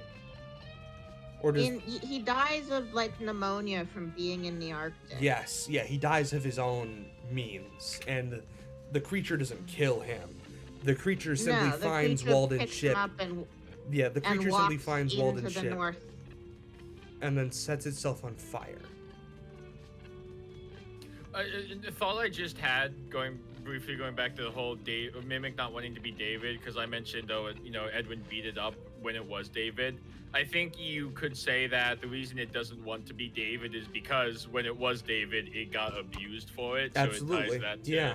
trauma. I would, yeah, and that would definitely mirror the creature wanting to be a member of society, but after being, shot at and abused at every turn, despite trying to assimilate into society, it then also rejects its own concept of wanting to be a person. Which also, this is just an interesting detail that I noticed, and this is also just a child psychology thing. The creature develops its own intelligence and its mind through mimicry. Like, specifically, it is, like, through mimicry. Like, it learns the French language through watching and observing. Through what? It mimics the DeLacy family in their cottage, and it learns of concepts of morality through reading a copy of John Milton's Paradise Lost, which I think is amazing. That's like one of the best things that you could have put in front of a newly formed monstrosity. And I'm like, also, just as someone who loves Paradise Lost, a beautiful poem. In the context, hold on, I'm reading chat. Scarlet Heart said, in the context of postpartum depression, I mean, the note reads a lot different. Yeah, would that be M1's postpartum depression in your opinion? Because I totally think What is that one log that's like M1 talking about like being pregnant? that's the note. So it's a That's a note that we're Yeah. talking about. Yeah. Yeah, it's but like where I the- was the thing is, expecting. I think that's actually being written by M2 because it says something went wrong, and I think it because M2 is a copy of F10 initially. Yes. Uh, Yeah. So from M2's perspective, nothing happened, and so it's all confused. Which, that would be interesting if, like, in Frankenstein there was an example of, like, the bride using parts from the creature. But I think it's more so just, like, being a copy of the creature. Yeah. But with tits. Which I think is also, like, an interesting parallel to M2. Where, the creature is sort of also a metaphorical father to the bride, where it is the one who provides the impetus for the creation of the body. And this is also like a very like Pregwin metaphorical pregnancy thing of the active and passive element coming together to create a child, where the one who builds the body, or builds the breath, as one could say, is the mother. Because that's a big thing. I totally think that the built the breath method,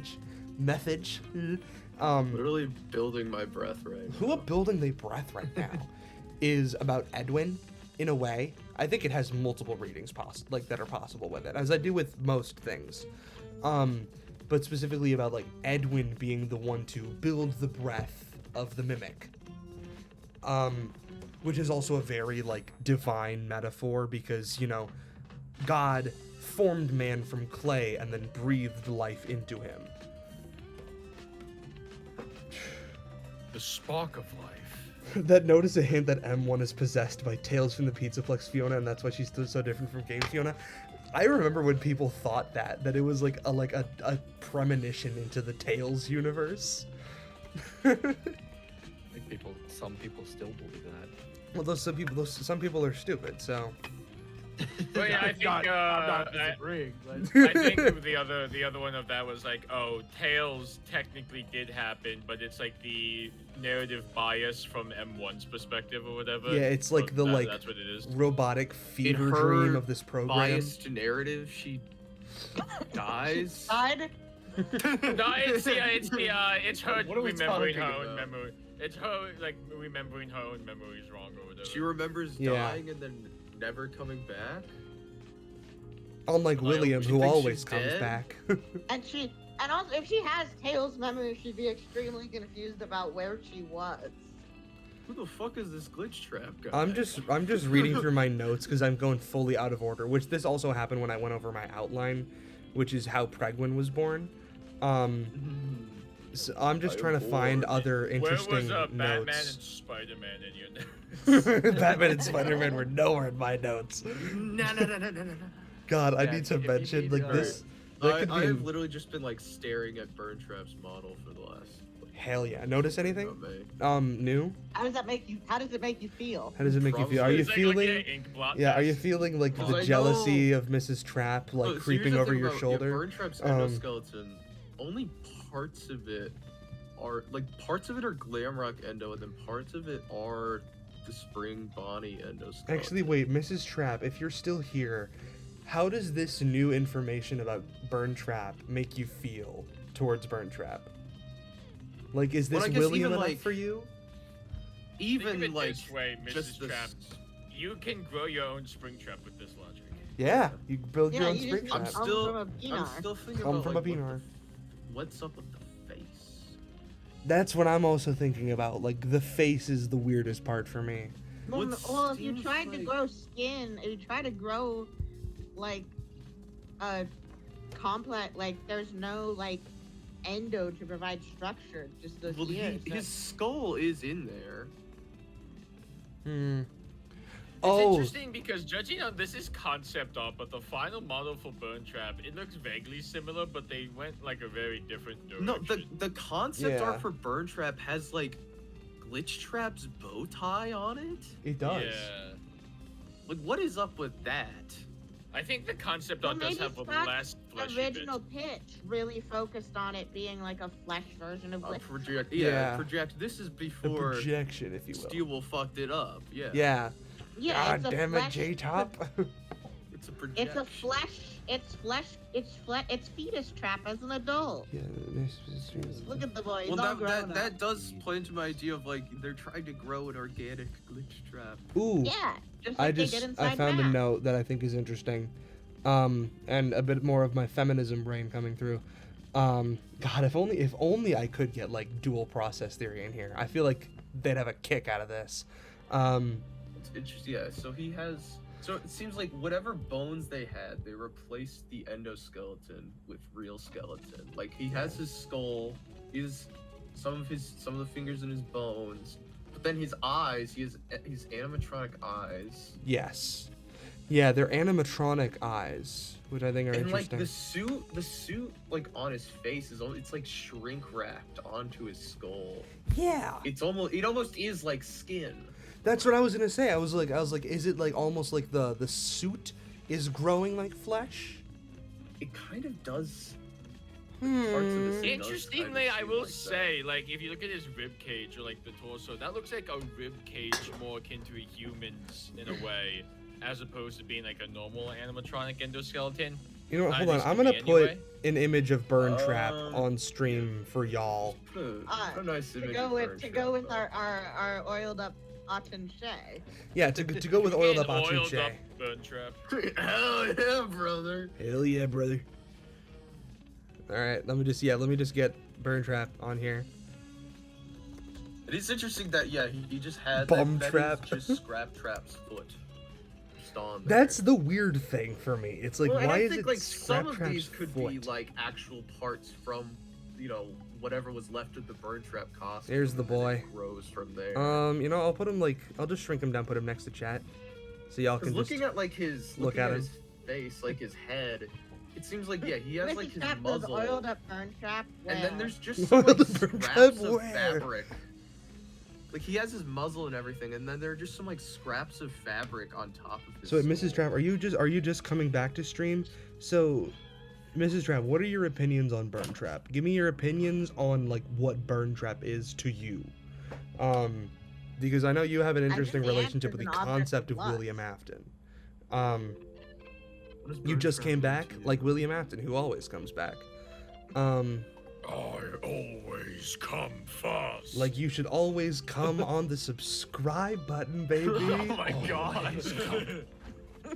Where are we going? What are we Yeah, doing? baby! I'm the best YouTuber on earth. Okay, God, now I'm gonna now I wanna have to look at do it. his chart I'm gonna bar. have to do a joke like that in part 3, where it's like you should do something unspeakable to the subscribe button. Well, you Subs- could bring up you could say just like William Afton came on that computer chip. You should come on on the button. subscribe button. Which actually, you know what? I want to mention. Speaking of coming, I want to. speaking Well, of. we gotta talk about the homunculus. Yeah, I gotta talk about. Well, I'm specifically talking about William Afton Okay, jorking get to him. coming. I'm specifically talking about William Afton jorking himself into existence. Hell yeah, brother. So Don't this we all? has in itself reaffirmed my attestation of Mars, Venus, black sulfur for Mars, Sun, Venus, Moon, Sulfur, Shadow, Glitch Trap. So William Afton is specifically the dark reflection of a parental system, since he is trying to act as his own father and mother, which is why I've like kind of like always thought about the feminine aspects of William Afton. Which like sometimes I just make jokes about like, oh haha, William Afton's a closeted trans woman, ha ha ha. But it's like there is a femininity to William Afton. I mean, the spring He's body, very theatrical. male, female, who cares? It's a rabbit.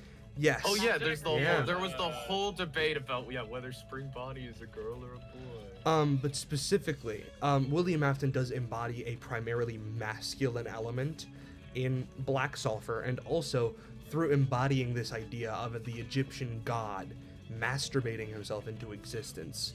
What if William- Specifically, I'm gonna read like word for word what I wrote. Like how the Egyptian gods masturbated themselves into existence in an orgasmic asexual reproduction, Victor raped Mother Nature in order to make his own dark reflection in his creature. Edwin, mirroring the unnatural birth and postpartum trauma aspect of Victor's experience, and William mirroring the masturbatory parts of it. So there's a bit of like a split in how William and Edwin both embody Victor It Frankenstein's is character. interesting to think like, what if like, so hear me out on this. William, like his regular like William persona is the masculine, and then like Spring Bonnie, Glitch Trap, the Yellow Rabbit or whatever is the feminine. Maybe. Yeah. Well, no, because like Pit Trap is very definitely the masculine. Well, Pit Trap isn't Well, canon. I think it's Um, worth noting Pit Trap is a projection. Pit Trap is a in terms projection. of like Spring Bonnie being feminine or whatever. In saying feminine, it doesn't necessarily have to embody feminine values or aspects. Yeah. Also, the wall of like giving birth to the Yeah, because offspring. The I'm mother more and the so father. thinking of William Afton's animus and anima, which is a Jungian term for the masculine aspect and the feminine aspect that exist within everyone's minds. Everyone has a masculine and feminine aspect in them. Inside of Speak you for are two yourself. wolves. Speak for yourself. Inside of you are two wolves. Inside got you are me. 2 wolves. One has tits, one has Pinot. That's true. I have all three. What? Whoa. What's the Sheesh. third one? The third one. The glitchossi. The glissy, if you will. Also, Pit Trap mentioned Holy Peak. Nice, nice. But yeah, no, Pit Trap is a parallel to The third one the is David agony Tennant, of by the the way. MCI. Oh, what? It's a parallel. Absol Pit Trap is more monster, closer to Spring Trap and Burn Trap. I agree. Yes, Spring Bonnie is, and we're very much mixing metaphors here, where Spring Trap is not only William Afton's shadow self, but also his feminine aspect. Which this I Would actually be wrote something down specifically- about. It would be specifically. Wait, okay, so Spring Maury, I don't Bonnie. know Jungian psychology so much, but isn't it that you're supposed to merge with your anima? But you're not supposed to give your shadow free range. You just need to like check or Exactly. look at That's it. why I'm like. Well, it that's would why I'm like I'm specifically mixing be- metaphors It would here. specifically be Spring Bonnie as the feminine. Spring Yeah, Trap it's- is the combination of both of them. Yeah, Oh, Spring okay. Trap and specifically Spring Bonnie the character versus the Yellow Rabbit. And so yeah. instead of William fusing with his anima like he's supposed to, which is insert your head realizing he's insert your head cannon here, he instead gives his shadow free range. Yes. that's Okay. like- I like that. I like The way that. Spring Bonnie's been like depicted in like in-universe advertising and adventure is very different. Is like different from like Pit Trap and Glitch Yeah. Trap and Yeah, it's the like, Yellow Rabbit like in the movie. so there's the What? William persona and there's the Yellow Rabbit persona. When he Yes. I think it's worth when he noting- becomes Spring Trap, those two personas become one.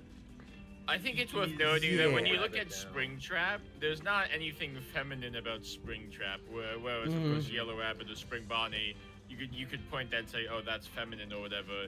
Yeah, But when which you like have the in combination of the two, it's more masculine, let's say. Yeah, you So, can look Absol, like Glitch Trap in- has big ol' eyelashes. in alchemy, sulfur is masculine and feminine, right? No, Or- sulfur is Oh no, masculine, I'm thinking about the Leviathan cross thing with black Yes. sulfur, which is just also the which is is a satanic temple thing. yeah. And that's Anton LaVey. That's not alchemy. That's completely different. But it's copying the same symbol. Yes, it's appropriation at best. But yeah, specifically because I also mentioned how, and this is brought up in Atun Shea's analysis of Frankenstein, how the creature experiences the feminine experience of the outsider, how women in patriarchal society grow up as outsiders looking in, especially in the Victorian period, where women were essentially just second-class citizens. And the mimic and the creature also experience this idea of, you know, sort of having to learn society through observation, through not being part of it, but on the periphery. And I was like, I don't know Yeah, if that exactly.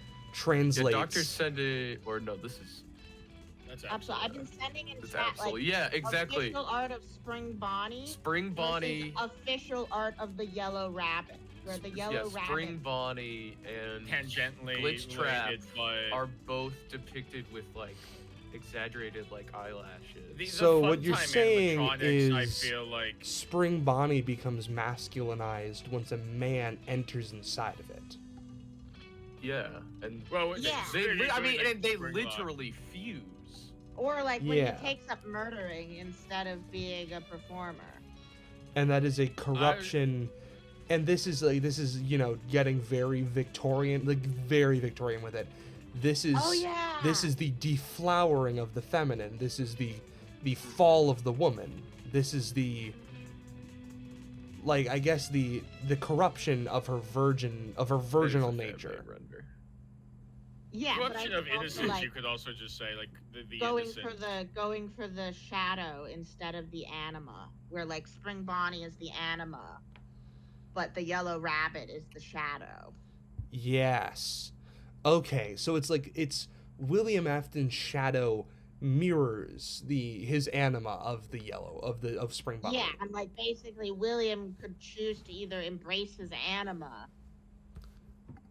or As a thought, embrace. I'm definitely I gonna thought mention it- this in my William Afton section. This is the definitely Funtime something to mention. animatronics have always been oddly like feminine, in They my have. opinion. Oh yeah. Hello. I mean, Funtime Foxy, that was always like a thing. Like, was it male, female, they, them, whatever. Does this mirror but also- Michael Afton's struggle with gender? Like I don't seriously. know about gender specifically, but I think it's an interesting idea of like, I don't know. I mean, you have like Boloro, who I feel like is very purposefully. Well, even the toys are super feminine. If if they're created by the William. Yeah, I mean, that's Spring true Bonnie too. looks Yeah. like a. I mean, even Toy Bonnie looks like a femboy to me. And Well, no, I think- Maury has the theory that William designed the glam rocks. They're super feminine. Yes. Well, like specifically Glitch Trap and F10 and 4 designed Yeah. the glam Yeah. rocks. I think 'Cause they have- it's they not have necessarily about aspects of gender both- struggle, but like the idea of uniting these things together. I feel like, which what Yeah. happens in Sister Location, all of them combined together. Yeah. Because Which is the Albie glam and rocks have Young. aspects of both William Afton's and Fiona's design They philosophies. specifically all combine together into a man. Yeah. Huh. Which, Right, I mean, that's true. The Rebus is genderless, right? Or is it dual sexed? The Rebus is hermaphroditic specifically. So it is like, both male and female. yes.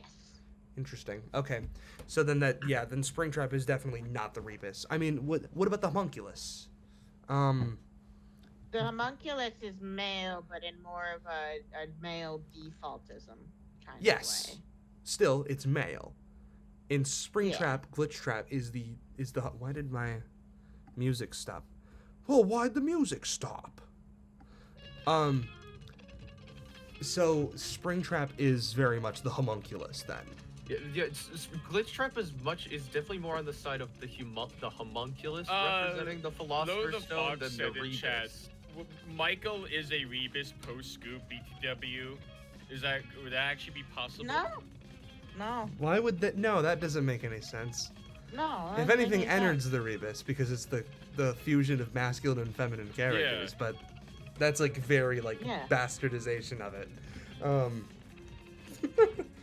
He's not red or yellow. He doesn't have two heads. Orpal. He's purple.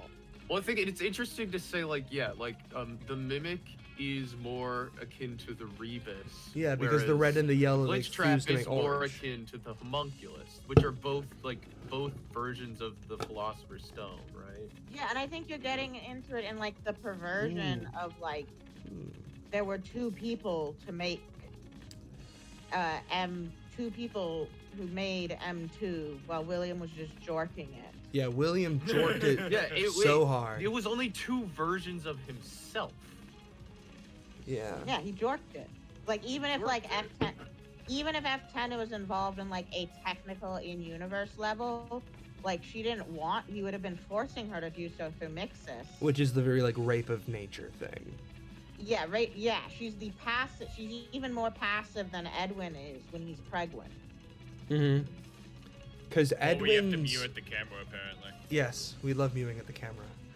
Because Edwin's Filthy, filthy gooner. Edwin's pregnancy, if you will, is more so the specific idea of contrasting labor with his physical labor of creating the mimic. Of, if you will, putting the pieces together. Yeah, like Was it we've been difficult? calling it the passive. It was aspect, difficult. But in the original formulation, it was very much focusing on that it was difficult to put the pieces together. Those who know about Rebus theory, is there like an Okay. actual theory of This is Michael Afton something being the Rebus? interesting. What's interesting? I'm looking at Discovery? Burn Trap right now. More So burn on trap? his More burn back, trap? there are these like two big metal plates that are attaching like pieces of the spring trap suit. Did you like pull up like Sketchfab or something? This is someone's video where they show off the model. Oh, okay. See if you can find a Burn Trap. Sketchfab model. Obviously, burn trap. There's like the big metal plates, like a holding it together in the back. Mm-hmm. It's interesting. They're almost like big staples, like surgical staples in a way. Huh.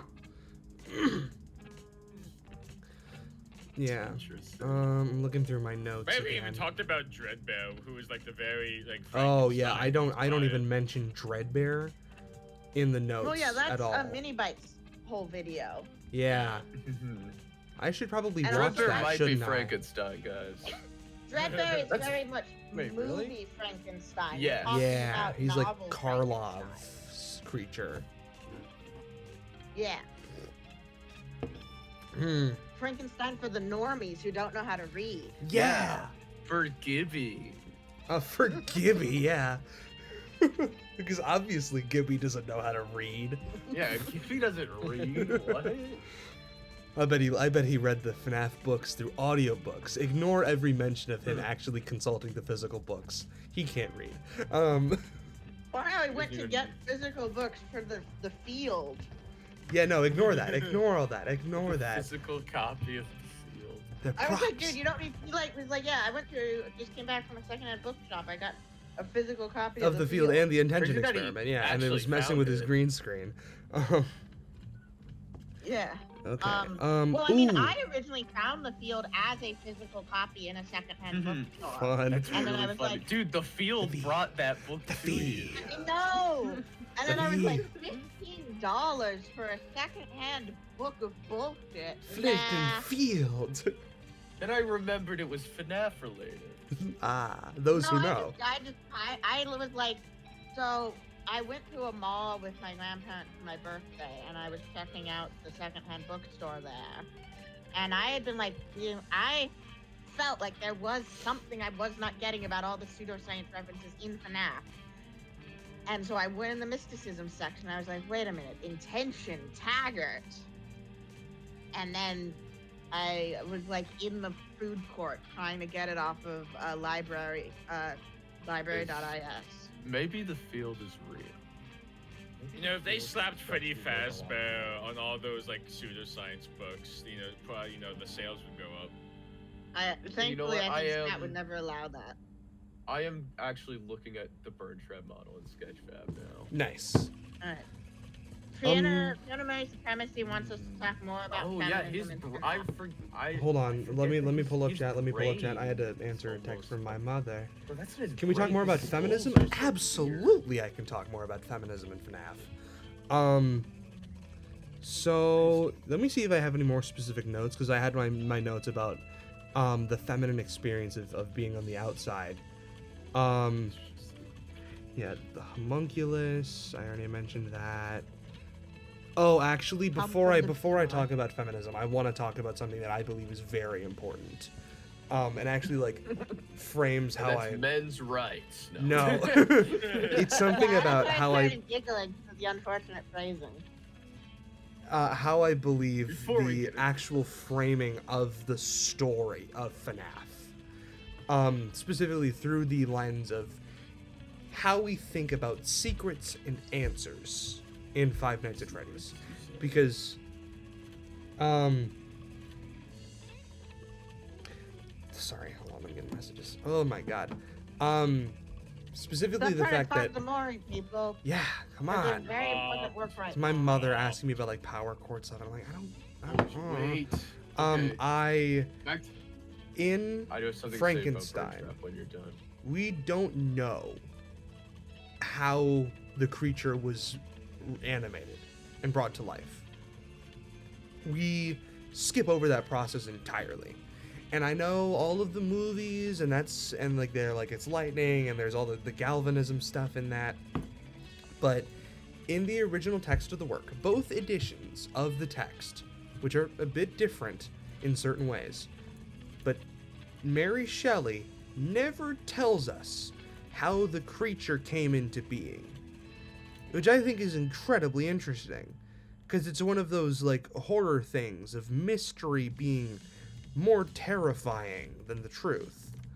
And like, you know, if we were to see the exact process of how Victor creates his creature, it would be like in the movie where we're like, oh, you know, oh, this is clearly, galvanism stuff, and this is all like how it connects to this stuff and all of his different things that he used to create the creature.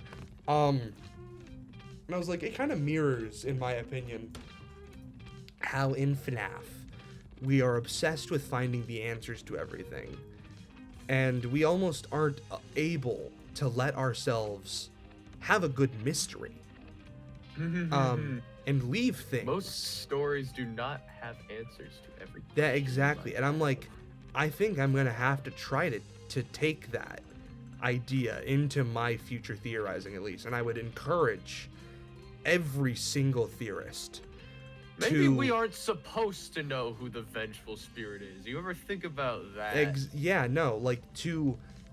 To acknowledge that more so. Not to be like, oh, we should just disregard these questions, because that's what people would say. Is like, if I'm trying to, say we should leave some things up to mystery, they'll say, oh, so you're just trying to, that's a cop out. You're just trying to avoid coming up with conclusions. And I say no. And I'm not the biggest proponent for Scott Cawthon being a good writer.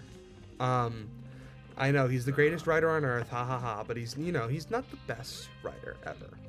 And even the people that he works with are not the greatest writers on earth. But they're still horror creators and making a horror series. And I think that we need to appreciate the points in the series that deliberately leave everything to the imagination and give us no answers. And a big part of this, I think, with me specifically, is how Glitchtrap came into being, is what William Afton did to create Glitchtrap. And I'm fully satisfied, and I know a lot of people won't be, but I am fully satisfied in saying that I have no idea how Glitchtrap came into being, and I think I would rather keep it that way. It exists. Yeah, like he made the monster, because we don't even know how F10 and 4 came into being. It's a very similar thing with Edwin, and we even see that in game. We get all of these tidbits into Edwin's life. We basically get the tale of on Walden's ship of Edwin recounting his own life story to us. You said Edwin instead of Victor. No, I meant to say Edwin. Oh. No, I meant to say Edwin recounting his entire life story to us through the audio tapes. Well, then you said on Walden's ship. Yes, exactly. It's mirroring how on Walden's. Mixing them. Okay. Yeah, it mirrors how on Walden's ship. That is how we get the framed narrative of Victor Frankenstein's life. It is on Walden's ship. Victor is telling his life story to the captain, and then obviously the monster shows up and is like, Frankenstein's a bitch. I'm gonna go burn myself. Okay, peace. We get the same thing with Edwin and M2, where M2 is still there, and he's still, coming to get us. But we get we get Edwin basically giving us his life story through the audio tapes. But there are some things that he leaves out. There are some things that he doesn't record, like how he made the mimic. The mimic. And how F10 and 4 M1 came to be Fiona. We hear him spirit boxing, but yeah, he's fighting ghosts. He's fighting ghosts in the basement, actually. He actually didn't come down there with a radio. He came down there with boxing gloves. Just throwing hands. I'm gonna beat the shit out of these ghosts. Fiona, is that you? Bah! But we're talking about colors. Hold on, they're talking about colors in chat. Please just listen to Mr. Hippo's lines in the context of William being Mr. Hippo.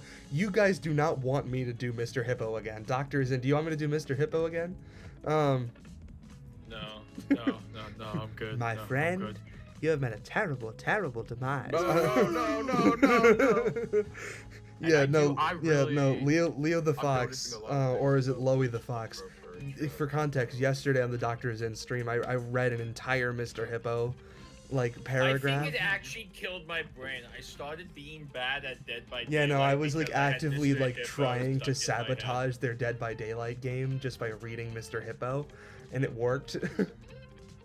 It made for entertaining content though. It did. I I got a whole view.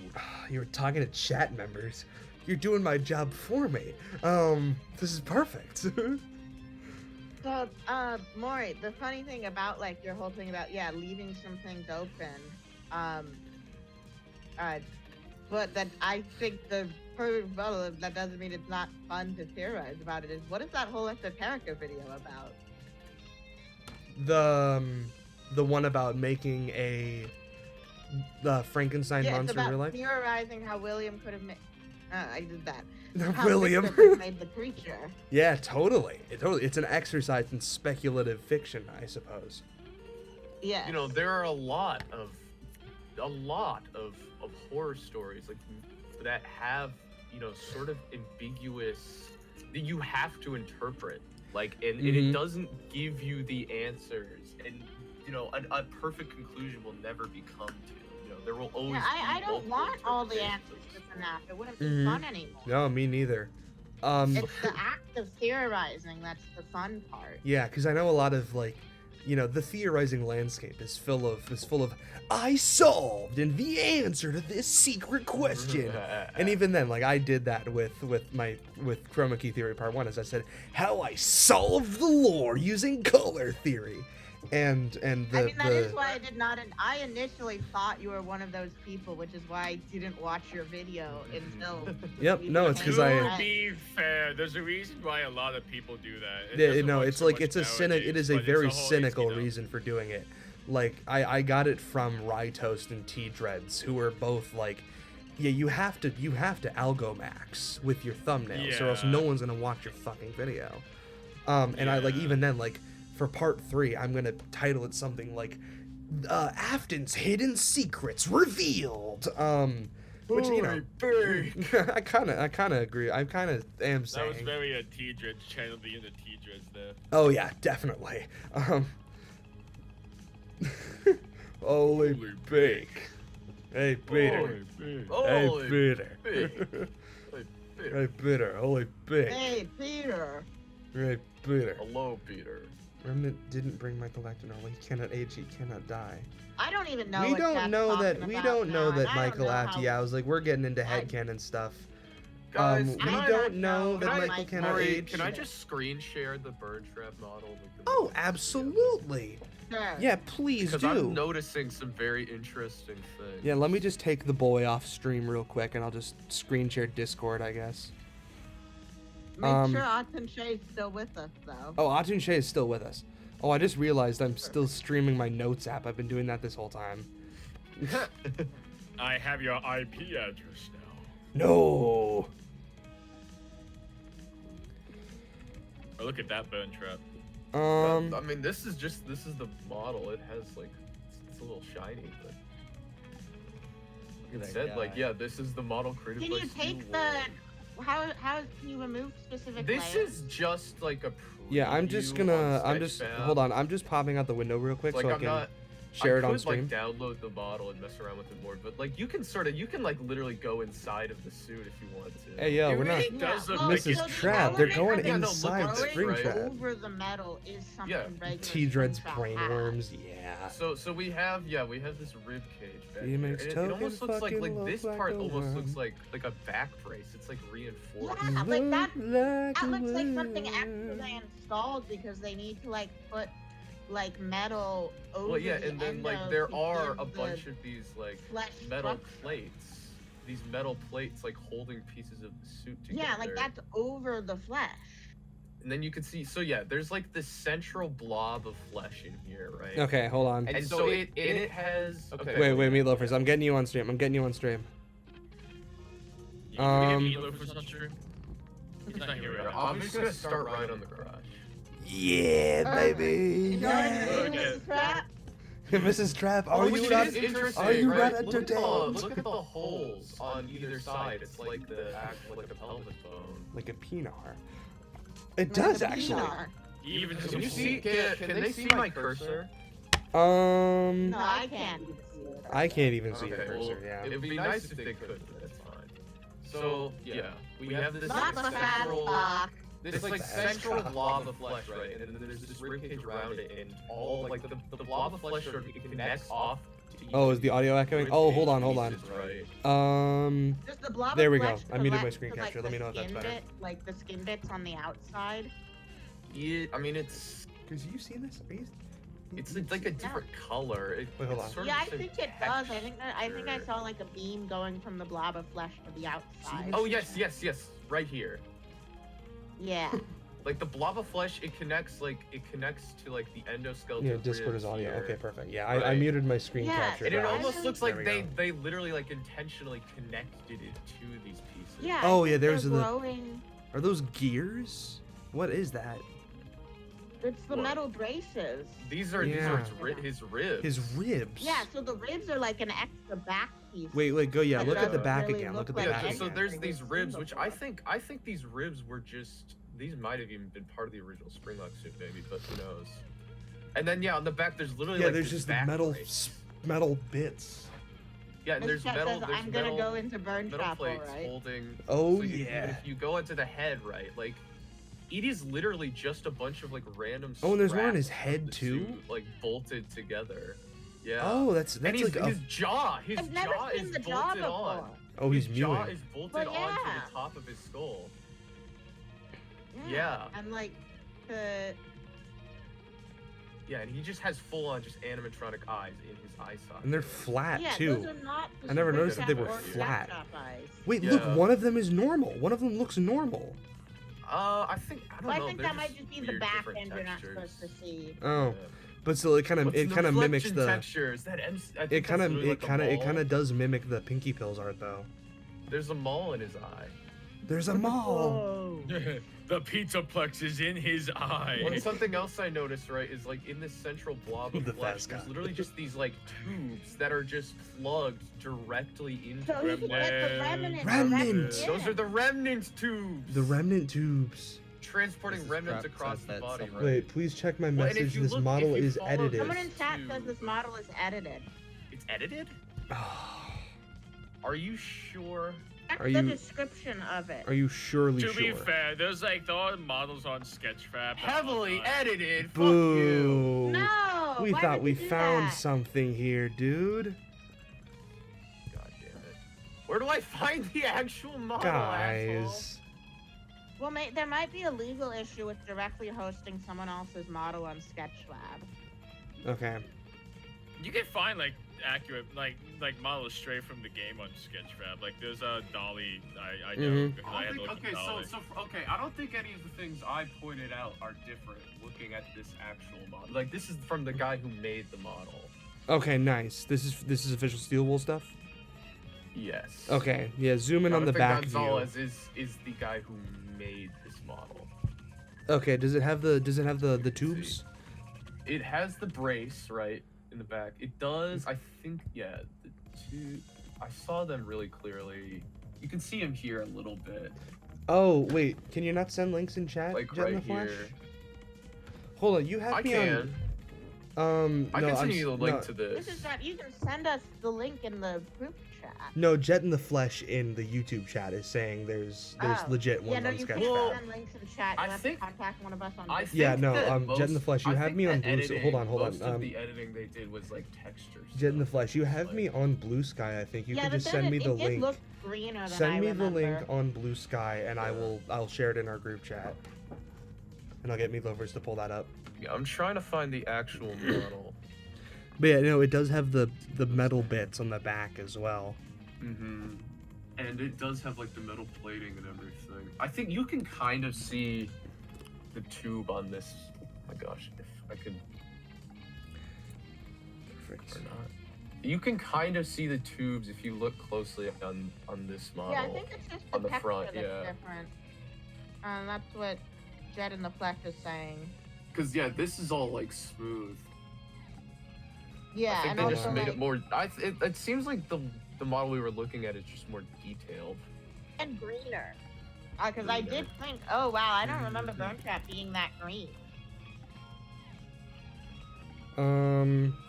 There But we I'm not- go. All right. I think everything I meatloafers. pointed out is Yeah, I on want to the send actual you model. this seemingly legit one. seemingly legit one. Yeah. It's 11 o'clock. Just gonna message Andrew the Vengeful It's Cuomo 12 real quick. a.m. where I live. Oh damn. It's okay. I'm gonna be up for another 7 hours. And there was actually something else I wanted to point out. He has 2 spines Interesting. connecting to his skull. But once, just in case, like a spare tire. So there's Yeah. there's just a rod that comes up from his endoskeleton. that 2 goes right a.m. to is the his bottom of trap. his skull. Damn. But then he also has this mechanical spine coming up from the back that attaches to the back of his skull. I guess Coming part of the for problem is we don't stability. know what the insides of a real spring lock looks like. Yeah. I've noted the spine you're talking about, like the very robotic one. Yeah. It's he has a bone one. I know this because I've done SFM and I've used the model before. He has like a bone spine and Is then like that the bone? robot one. He does have a bone one. He does have a bone Is one. it bone? Yeah. You'll go to sleep if you Uh, want to see Burn Trap. This is true, Mrs. Trap. Yeah, we're kind of keeping you awake. This is Oh, amazing. it's This is the fine. most cluttered stream I've ever had because I've got chat in the right corner. I've got Burn Trap. I've got the trigger warning. discussion of sexual assault. I'll take that off while we're looking at Burn Trap. We've got Atun Shea in the corner. Burn Trap. He's our guardian angel. It's a guardian angel, Atun Shea. And then I've got you It's guys in the interesting that bottom. he'd have a bone because the bone it connects to his skull, the bone spine. You want to see It Fiona? connects. That It tends connects to to be how the skull back of the spines suit. work. Well, yes, of course, yes. Wait, it but connects to the back of the suit, like those suit fits Hold under on, the... Fiona Murray No, supremacy. it just sort of. That's where it sort of leads to. it doesn't connect to anything. If you took the model and screwed with the spine, you could make that stick out. If you turned his head, it follows where his head turns. So if Sort it, of some extra bones they had. yeah. But I mean, it's hard to say if that's stylization or not. We're looking at Burn Trap because we're trying to... We're solving the lore. We were talking about Burn Trap earlier, and so we're trying to just come to more terms on what it is. Also, I Fiona think Murray it's Supremacy said they interesting. wanted to see Fiona, so I'm putting Fiona on screen. Wrong one! Put my wife on! No, Fiona Murray, the real Fiona. Where's my show? Put my show on. Is this good? My Is this breath. good? Is this good? Is this? I mean, it isn't as Oh, chaotic there's as- the model. Okay. as my massive I didn't realize you'd stream already with sent it, 3 other uh, streams on it. Put Okay, both. secure All right, I'll put both. I'll put both. I'll put both. Yeah, I Put think both this for is. Absol. Thank you. He always comes back. And Alright, here Veerbat we wants a go. rat. Here's the real. I want a model. rat. God, we're just putting everything on screen. Okay, You know can what? we Yeah, turn around I- and get a good look at the spine? I'll put I think rats the on other screen. one was just higher poly. See, yeah, it is a robotic. That's a metal spine. I'll put rats on Yeah, screen right if we on meet his the head. goal. And then where Into does his it head. go? Yeah, it I can't goes There we down. go. Wait, it continues. It's this part. It's this rib cage connects to it. Yeah. My wife, my mummy. Wife. I think, and then there's this upper part, which I think is just this the shoulders and everything. Yeah, so seem and to we're even be not attached seeing to any anything. activated springs that would indicate that these parts we've not seen before are spring locks. So I mean, unless I can't imagine the spring lock suit being this skeletal. yeah.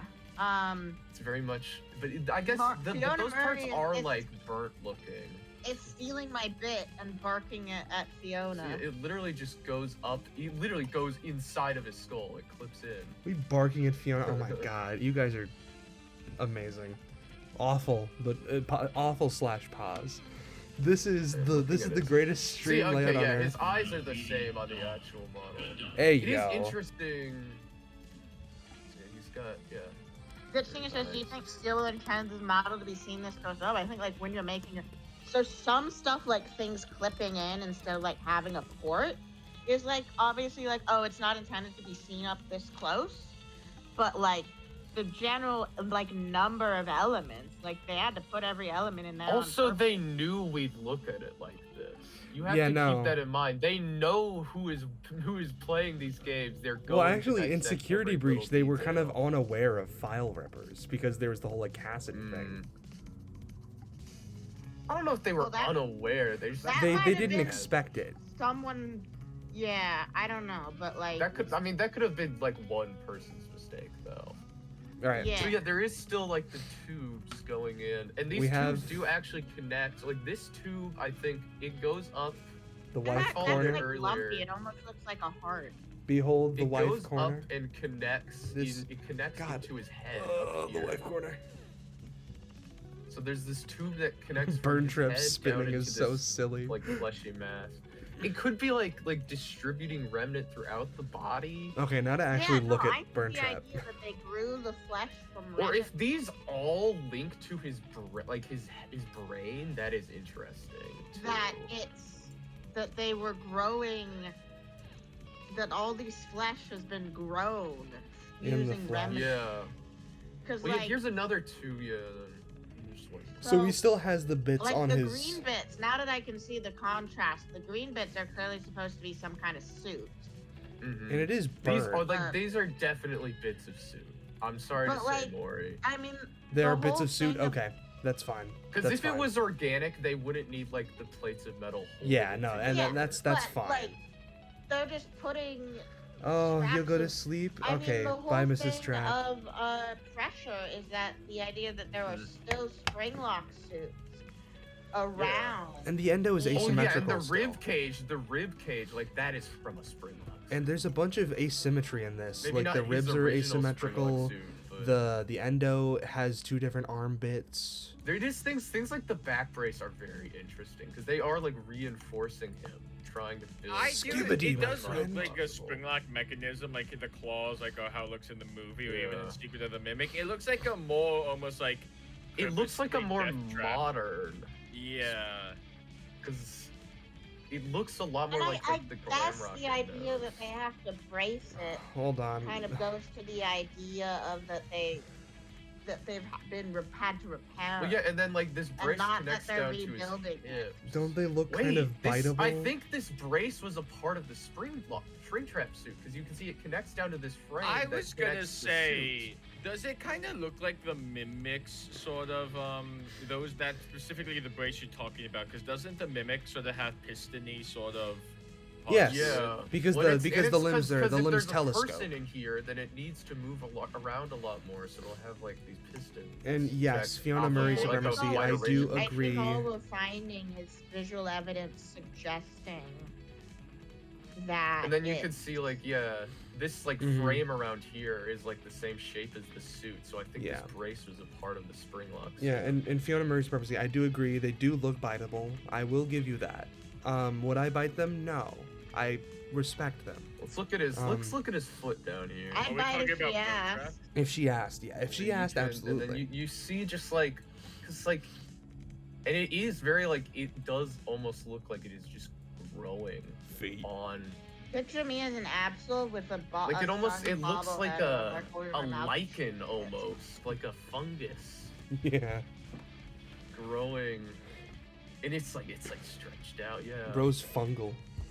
I was looking at, if you want to go back up to like the torso for a minute, like the stomach area, that also very it looks like the mass of flesh and meat is reaching out to the suit. Yes. It's like it's trying to connect to the suit itself. Well, you Yeah. can literally So see quick- like it's connected to all of the ribs. Like that is what's holding it in Which place. also like So the Glitch the thing bit on I the said legs. That the parts we're wondering if they're spring locks are taken from the spring Bonnie endo and the spring trap endos from Help Wanted. So that might just be part of the spring. Which trap. also the bits on the legs, there's like the rings around the legs. That isn't that like kind of like Endo 02? And they're I lopsided. think Endo 02 did This have might like the we talked be- about this before on stream, that like, oh, maybe it kind of looks like a pseudo like a spring lock. Yeah, it I looks like can't it's trying to remember like be if like a these are, loose like, approximation Glamrock of a endo spring lock. legs or anything like that. I feel like we need like to do a full investigation where we just have like models of Yeah. everything pulled up so we can actually reference them. Yeah, this should definitely be its own stream of like doing every model. Like, we we get definitely need to every pull up kind like the glam rock. endo the and glam every rock kind of spring endo. trap. Because keep in And, mind, this like- is a Frankenstein stream. I'm This is looking what at Frankenstein goes. right now. Oh, Okay, actually, you know. I will say that he has bone fingers too. Yeah, you can see, Yeah. whatever bones they had left, they replaced the endoskeleton with those bones. They Yeah. tried to get as much Afton But in this bones as possible. Boner. Bones aren't gonna be that Bone. long. Like bone hands aren't that Well- long unless it's a cartoon thing. This I- is I wa- FNAF. you This know, I is the wasn't same gonna series this say gave us. Character. This is I the same wasn't series they gave saying us that- Scrap Trap. So. I was gonna say that could the bone have actually been something grown too? That's Yeah, what I like was the thinking. fact they're the Mm. right size. Like, I think if you were trying to say that, Interesting. Yeah. and also the way the flesh is growing on the hands looks way more purposeful than like the gut tubes. And that I are, mean, like, it could even all be like around Springtrap it's feet. literally Like, replacing the robotic parts with organic parts as it's growing. Mm. yeah, like I think it kind of feels. Again, I really like the idea that they're trying to. They're using the endo and a springlock suit as like framework to try to grow a flesh version of Glitch. Yeah, well, and I think they literally basically, like, what are these if not just giant staples over here? Yeah, pretty much. You know, they stapled pieces of the suit onto this endo, onto whatever. Meat trap. And it's like, you know, Meat the trap. suit would be full of Afton's agony and like parts of his body His right hand Yeah. is and all sorts So of disgusting. like, stuff. And I mean, even you if, can look like, like what if that's it? What if it is that they, all the suit bits are as much of the suit as survived? Mhm. Maybe. And so Well, they and if took if you that- look here, right, like this, all of these veins come out from the central flesh block out onto this arm. Mhm. Yeah, It's growing which is, out like, not here, how- all the way to the hand. That's kind of like leaning against this being a Springtrap's original flesh, because like Yeah, I can There'd totally be see more that. I can totally organs. see that. and There, yeah, he shit. doesn't have any organs. It's just Sinew. Weird. Because like the fungal-looking way flesh. Springtrap would work is that like, because the way Springlocks have to work is that like the limbs like split in half when it's in suit mode. Well, yeah, and and his they, like, like- his rib cage isn't in here. They It's could- Yeah, just he yeah, has so no bones. I think now It's my just thought flesh is that that's, like, it's suspended the by these original ribs. suit, and they were able to get enough biological material from the bits of the suit that survived that they were Mhm. able to start growing new flesh around it. Because it and has a the- skull. Yeah, they have his full skull. And that's why they've That's his not entire replaced skull. the suit with new suit bits. When even look at because- this, what is like this skull is like the ear is becoming like part of the skull. Yeah, it's yeah, like growing. the flesh is growing. And is there any flesh bits on the ears? I don't think so. No, it's just a wireframe. Interesting. It's just a wireframe. I did want to mention. So it's always a thing like when you die in a fire. Haha. Die in a The bone, fire. of course, is what's the most likely to survive. Wait, and Meatloaf, even, can you like, zoom in on where his ears would be, like on a I was normal gonna human? say there was that one Fazgoo that one Fazgoo story. Where it's specifically you use a tooth to make a Yeah. duplicate. He right? does not have bone ears, if you were wondering, Maury. Well, no, because Nobody ears has are bone cartilage. ears. They're made I'm out seeing of like if he has cartilage. like ear holes. Well, like holes. I mean, I don't know if because that's like covered up. I don't know if they. Yeah. I'm trying to see. I don't see anything. Huh. Interesting. Can't hear. It probably just like What is the flesh interesting, grew over the fact it. that the endoskeleton of the ears is literally actually wait, is it sticking into his skull or does it stop at no, it's literally in his skull. That does make me think that like there, you know, Springtrap has an endo inside of his skull somehow. Yeah. I That's know if you look insane. at the Dead by Daylight model too, the ears protrude into his skull. Yeah, unless Yeah. unless like it's just the ears that just stab in. Mm-hmm. Yeah, but the weird thing is I suppose those two prongs would just be from two bits of metal, and you just like Yeah. make them Just clip like into two the bits of skull to make metal. sure that there's going to be no gap. Like, Just like Yeah. framework. yeah. It's kind of crazy. is a very, very FNAF. Very And then silly. like what is this? This is not like veins. It's all No, blobby. it's flesh. Yeah, it's Yeah. all flesh. just like It's like sinew. nondescript, like growing. It's, Yeah, it the looks flesh more like has a. to- I'm completely like a- confident in the flesh being new. In the Yeah, flesh? Like Kind what of is like this? Taco Bell. Is this organs? It's You know, Taco like Bell. Scrap Trap Taco had Bell. lungs. Yeah. It's just a mass. This 'Cause, is, like- and it does almost look like a tumor, like glitch Which, like, the trap. tumor cancer vibes of Glitch Trap in Yeah. Yeah. This totally Like, fits with this that. is- This is the giant tumor that's The spreading afted all over cancer? his I body. definitely think we can settle on the idea that in one way or another, this is just like growing a new William Afton. But like Mhm. again, the best of both worlds. It's a physical version of Glitch Trap, or trying to grow into a physical version of Glitch Trap. How much Oh, longer but are y'all no gonna go physical body. for? Fiona Marie Spermacy is asking. I feel like we're getting pretty close to wrapping up. I think. Yeah, like, Alright, how we much of can- your notes do you actually still have to talk about? There's some Oh, I things think- still. I think we're good on glitch trap. We're good on burn We- trap we stuff. will revisit this van later. Or burn trap. Totally, yeah. Let me just turn up my screen cap. So yeah, there are still some points that I want to make about Frankenstein before I just wrap up for the night. Oh yeah, one thing that I wrote down for the whole like leaving things in mystery is some things are best left forgotten for now, Yeah. and then some things are best left forgotten forever. Which I think was Scott trying Which to. is literally just Scott saying, "I'm not showing you what." Yeah, you I think it was Scott trying to like reckon with the fact that he's like this is a fandom of people who want mysteries answered, and he's like, some things are best left forgotten. Some things are not going to get an answer, and that's okay. It's I like think- ending I with honestly no think- climax ever. He never planned on giving us an answer for what's in the box. That is there to teach us like you won't get every answer. Mm-hmm. No, I think Well, he did, but my thought is that it was a checksum of confirming whatever because he thought MatPat would correctly solve FNAF 4. And then he'd be And able then he to made open Dream the box Theory. and be like, see, MatPat's right. Yeah. And then MatPat was wrong, and he was like, fuck! Fuck. Mm-hmm. From a less like meta perspective, also because I've always like viewed the box in like two ways, so to speak. You know, whether if it's a physical thing or a metaphysical thing. From like an in-universe standpoint, I think it's supposed to kind of symbolize the idea of Michael Afton leaving the past where it is for now, especially depending. The box is more symbolic than anything. Definitely.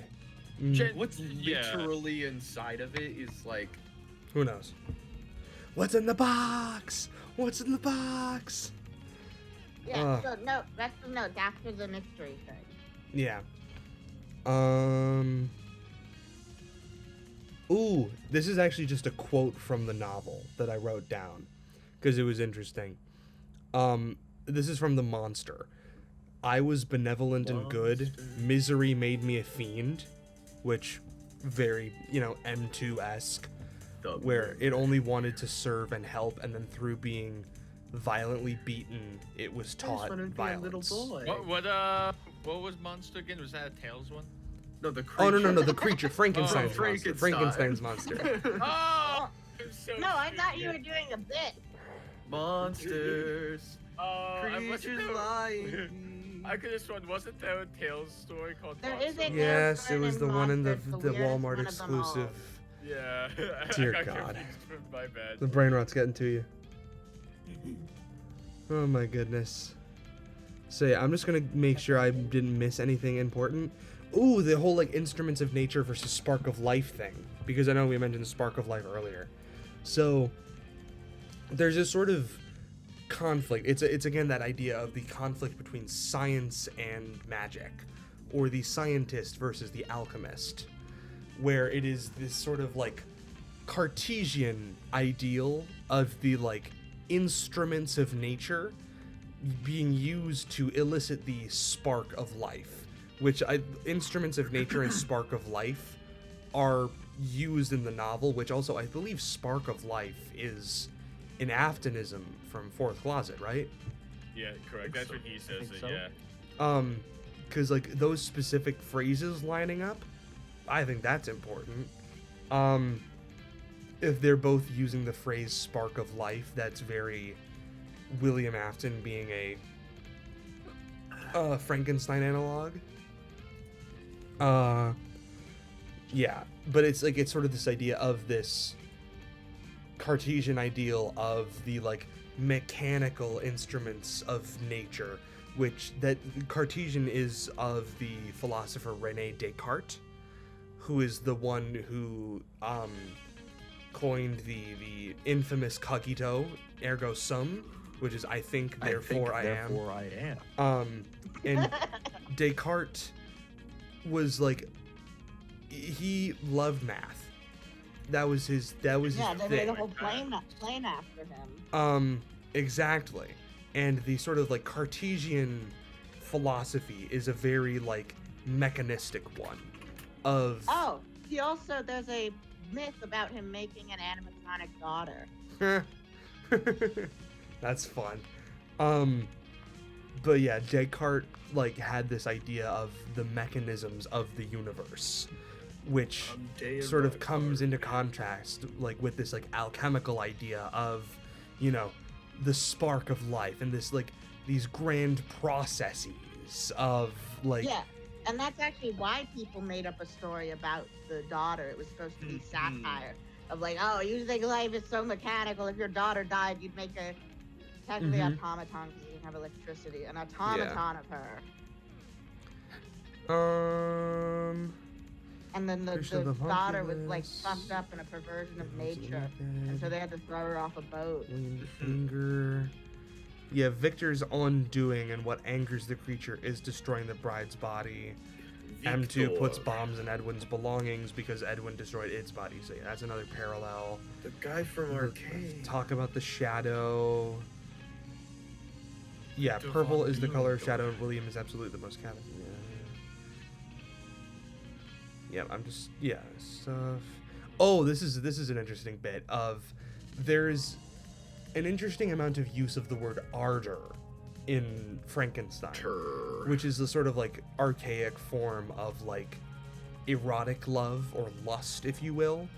And Victor has a very interesting relationship with ardor because he mentions it quite frequently. How he lacks it towards his betrothed Elizabeth after he creates the creature, because there is this sort of idea of sexual perversion. The creature made him asexual. Well, no, the creature made him degenerate, in a sexual deviant, if you will. And now he sort of has this horror at the idea of quote unquote normal sex. Which would also sort of track onto William Afton having no feminine love of his own. Even Henry is stated to have had a wife in the books. He has no normal relationship. Yeah, William Afton literally even Edwin being a robot fucker after his wife dies. Like, he's sort of experiencing. As Ken is around, he turns into a pervert instead of moving on. Yeah. And William Afton is even like the extreme of that, of like even his relationship with Henry is psychosexual and obsessive. He has no normal relationship with anyone. And yes, Edwin absolutely banged the Mimic. I was reminded the other day that he had like an entire journal where he raved about Henry in the novel. And it ranges He was a from mix of praise and like jealousy. it was from hatred to worship. I think saying he had a psychosexual obsession, like saying they were together is shipper goggles, but saying he had a psychosexual obsession over Henry is just text. And also it's like a serial killer thing of having a very strange relationship with sex, which is also, you know, a Freudian thing about William's lack of relationships with women, and also his whole like, if the idea of Glitchtrap is returning. Also Ballora is a very like maternal projection of womanhood. The only women in his life are objects he can control. And also his if the daughter. idea of like William Afton returning to Mother Nature through the process of creating Glitchtrap, that's the sort of Freudian reverse birth thing of returning to the womb. Yeah. Like in Diary of a Wimpy Kid. There's Unbirthed and Diary of the Wimpy Kid. No. No, genuinely, in Diary of the Wimpy Kid, Greg is obsessed with like recreating what it's like being in the womb. No, he like mentions how he claims to be able to remember what it was Yes, like he in the claims womb. he claims he remember. No, but So he genuinely, what you're saying Greg is that Heffley. Frankenstein, Dorian Gray, all of that—that's wrong. We should Diary be of a looking Wimpy at Kid. Diary of the so Wimpy Kid. let me explain the Diary of a Wimpy Kid lore. Gregory claims he remembers like being in the womb. Gregory. And then we hear he explains how he will take like baths with like a blindfold on and like try to keep it like as quiet as possible to try to like recreate being in Right. the womb. Oh my god, That is yeah. extremely Freudian. I remember that. Yeah, it's so weird. I think that was in like the first book. No, it was like a few books in. It was like The Ugly Yeah, I Truth or don't something. remember. Because it was the one where he Did got you the see that one of the more bathrobe. recent books is named Big Shot? There was the one where he got the bathrobe and he was like standing on top of the Diary heating of, vent. and Greg Heffley's a psychopath. He's William Afton. He's a psychopath. He's definitely a psychopath. This is my new um, theory. So yeah, I mentioned Rowley some is stuff about basically Henry. vengeance Yeah, and Greg, I'm not consequences gay. and Because like He's jealous of Rowley because Yeah, Rowley Edwin's gets not Don't gay. come to my the comic house. in the Don't newspaper or talk. whatever. Don't call me. That's his insanity speech. young postpartum trauma. Yeah, so Victor I'm only now and realizing. oh yeah, also this is the idea of this is also another divergence with Edwin and Victor, where Edwin has a sort of post him bringing Fiona back sort of puts him in a delusional state where Right. he's feeling this euphoria upon having his wife back, and this My delusion is only broken through David's death and the creation of Mimic David, which is then the postpartum trauma, and the like the reaching out and the thing that very much mirrors Victor, but it comes at a delay because he has wife. Oh. Yeah, no, I think that is actually all of my notes on Frankenstein. Wow, we did it. So, we yeah. did all the notes. Oh, We collected the 7 pages. they collected or my 7 whatever. Talbot files. And now Is we it- get no, to it's 8 talk pages, about so how it's like- Marvel Rivals ties back to. Yeah. Okay, I'm with you. You know, actually, like legitimately, the only thing. That I would, mean, like- Moon Knight's there, I guess. So yeah, goal wasn't met, so we aren't going to be doing any Oh, Davidisms, but that's fine. We've been going for long enough. Tomorrow I will start on David, maybe get to Cassidy. Hopefully I'll have a Charlie sketch ready by then. Charlie. And Charlie will be the last redesign before I fully go into scripting, Recording. recording, editing Chroma Key Theory Part 3. I'm finally you be never- free. I can play video Finally be games free. again. Yeah, no, the only thing that I would want to do more with this like Frankenstein stuff is potentially like talk to dual process theory about this, because I know they think about feminism and FNAF. They think about Do you feminism. need the Discord contact? Well, you have one of them. No, I'm friends with Connie on Discord. I just don't know if I'm like, Connie, come on What's stream. up, Connie? I don't know. It's me, Maury. You're Yeah, my no. friend. Yeah, we were on that Gibby stream once together. But Would you yeah. like to hear what an oiled up shirtless man has to say about Yeah, you want to see with Atun Shea and the Hey, wife. here's some weird sex stuff, Connie. Yeah, what do you the think?